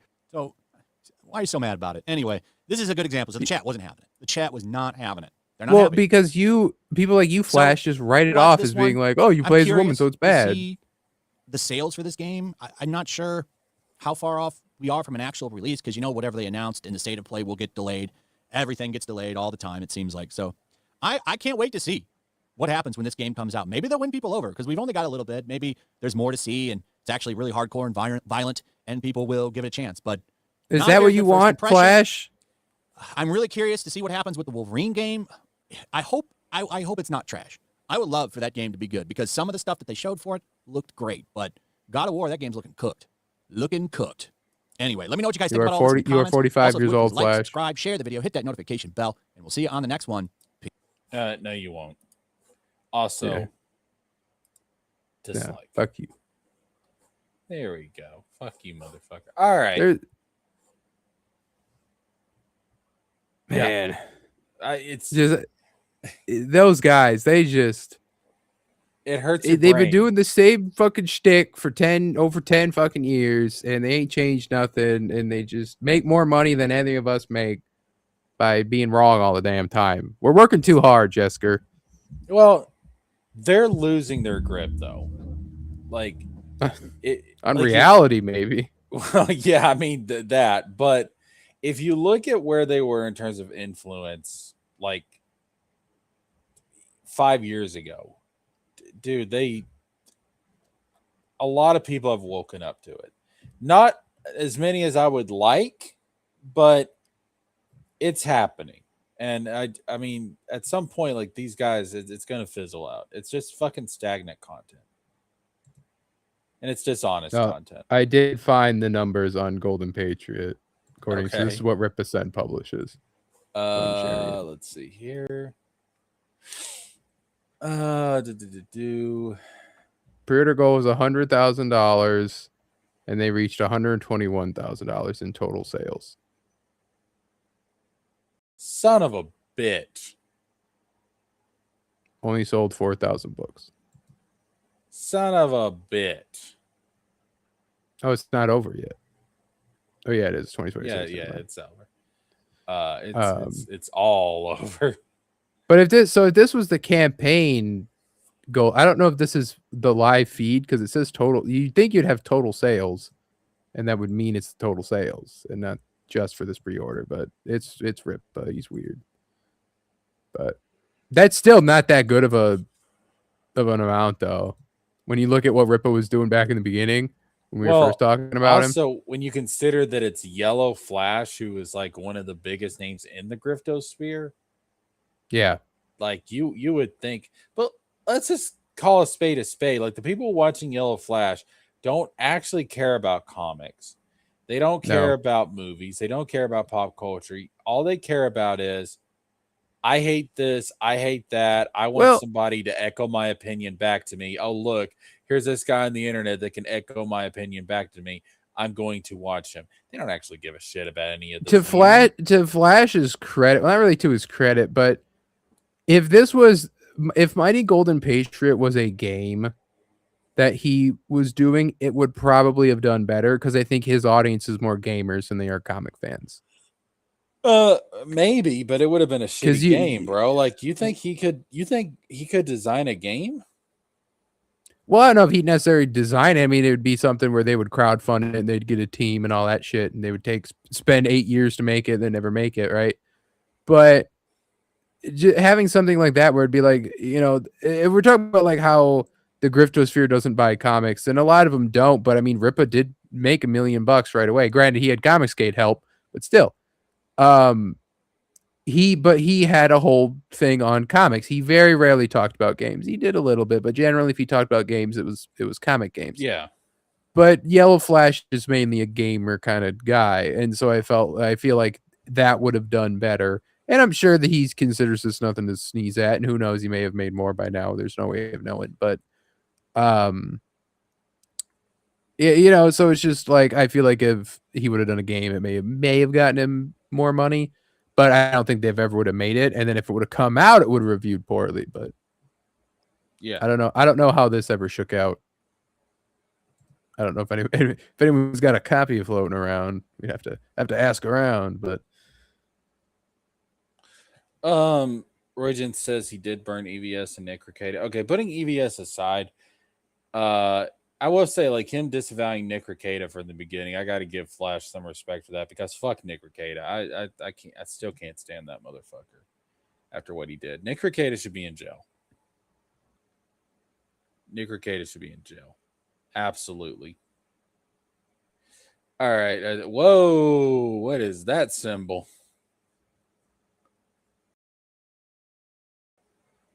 It's fucking bullshit. What is that? I don't. Ooh. What is that? Look at that face right there. Look at that. Look at that body structure. Oh, those shoulders. Like are I get, weird. like this is trying to emulate like 60s Kirby art. Yeah, Looks but, like, bro, look at it's those. doing it, but you can't do poses like this with this shading and coloring. Look at that. Because then it makes it look weird. Look at the shoulders, or the lack thereof. That's weird. Yeah, there's no trap muscles. It's just there's That's- square SpongeBob SquarePants over here. That's weird, dude. That's really fucking weird. This Go looks go okay. Power Rangers. That's literally what this. But it's like he never bro. was like a Power Ranger guy though. I Bro, don't feel look, like look at this shit. Look at this shit. Look at the Golden Patriot. All right. I want everybody to look at the. Maki wants to know what this is. This is Mighty Golden Patriot, Yellow Flash's comic book done by Ripasend from like last year. Yep. His World War II Sentai story. Look at the Golden Patriot, and then look at this fucking shit, bro. This shit right here, dog. That's the same fucking thing. Yeah, there's a couple of like influences. I think the scarf was from something as well. I remember people talking about it. The That's helmet, That's the Gold Zeo Ranger. like the helmet having that little like the little eagle fork part. Like I've seen that on some of the Power Ranger designs too. So I think I don't know who owns Power Ranger right now, but whoever does needs to sue this motherfucker, because that is literally the Gold Ranger. That is the Gold Zeo Ranger. God, these are. Remember these were the old days of having to sit there and look at a bunch of Rippa bullshit all the time. I ought to do just as I ought to do on my other channel, just a fucking Eric July stream, just The because Rippa catch up stream. It's been so long, but I mean, there's just so little to talk about because it's the same thing. It's like, look, the man is stagnated. All right, he found like this little niche audience that's gonna ride or die with them. Yeah. But the writing quality and the art still sucks. Like, Yeah, it's only gotten worse. Like it's just yeah, like I'm sorry, but it's just it's like, but I can't do 7 streams a fucking week just saying the same thing for 3 hours. It's like the art sucks, the writing sucks. None of this makes sense. It contradicts what happened in this book. This character was black in this book, and now he's white in this book. Oh god, the fucking Mick Davies bullshit that he did. I was there when you guys were going through that, and I called it out in the chat. I was like, bro, it gets worse. He literally race swaps a guy, and you were like, what? And then they went, and it's like the guy he's black now. He was white, fucking Goodying or whatever. Like he forgot. Like he forgot how his own character looks. The fact that like the pirate, the Read Comics Online websites they stop at Yaira. Yaira 1. They don't have any of the other ones. Not even the pirates want to buy it. Because no one cares, dude. No one cares. Everybody realized that this shit was terrible. Now no one gives a fuck. But we're getting the fact Rippa. The fact that Ethan dropped off of it is the biggest tell. Oh, Ethan should have dropped off. EVS should have dropped off of this months ago. I'm sorry. He but was milking that thing a year longer than he should have. Yeah, no. Yeah. The Eric July thing is dead. If I do an Eric July stream, it's just gonna be for the shits and giggles of it. That's Yeah, it would be for the nostalgia of like, Yeah. man, remember that? Because let's get all the old guys back together. Let's get Father hostage. Let's get hell Katie. yeah. Let's get fucking Leighton and Eric and let's get all the Fuck it, dude. get all the cool people. Fuck, but yeah, I would just do it for the shits and giggle, because to do it like it's any serious criticism, I'd just be repeating myself over and over. The Yeah. art sucks, Eric July, the where is he writing's now? inconsistent, Yeah, that would be. the story that'd be doesn't fun. make any sense. The character designs are inconsistent. Oh, look, is that a 3D asset? When It's was- like, When was the Rippaverse launched?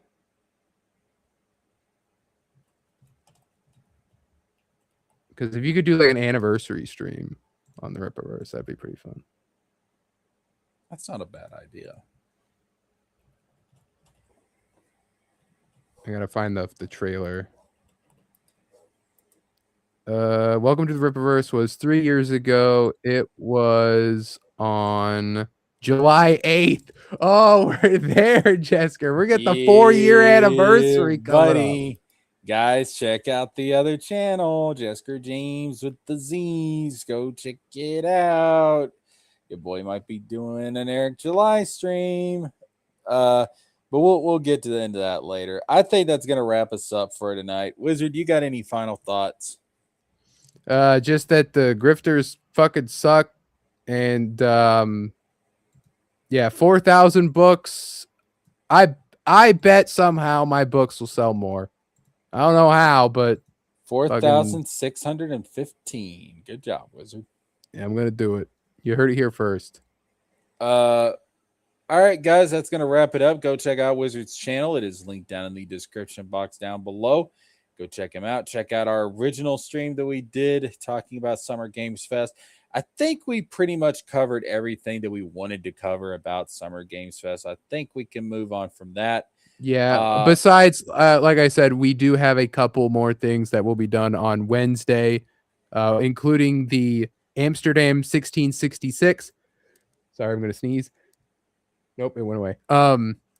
That seems to be a rip-off of what Assassin's Creed was going to rip off this game with its codename Hexe, or all the leaks pointed to this game instead of Hexe, and we don't know what's happening there. Also, we have the Fable gameplay showcase, which really looks really cool, and hopefully get some special guests around for that. And yeah, and all the other game announcements that happen, like Witcher 3's random DLC 17 years later and more, or 13 years later and more. There you go. So we'll see you guys on WoW Wednesday next week.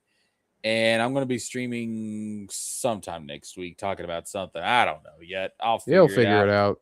I'll figure it out. But yeah, that's going to wrap it up for this one, folks. We will see you later.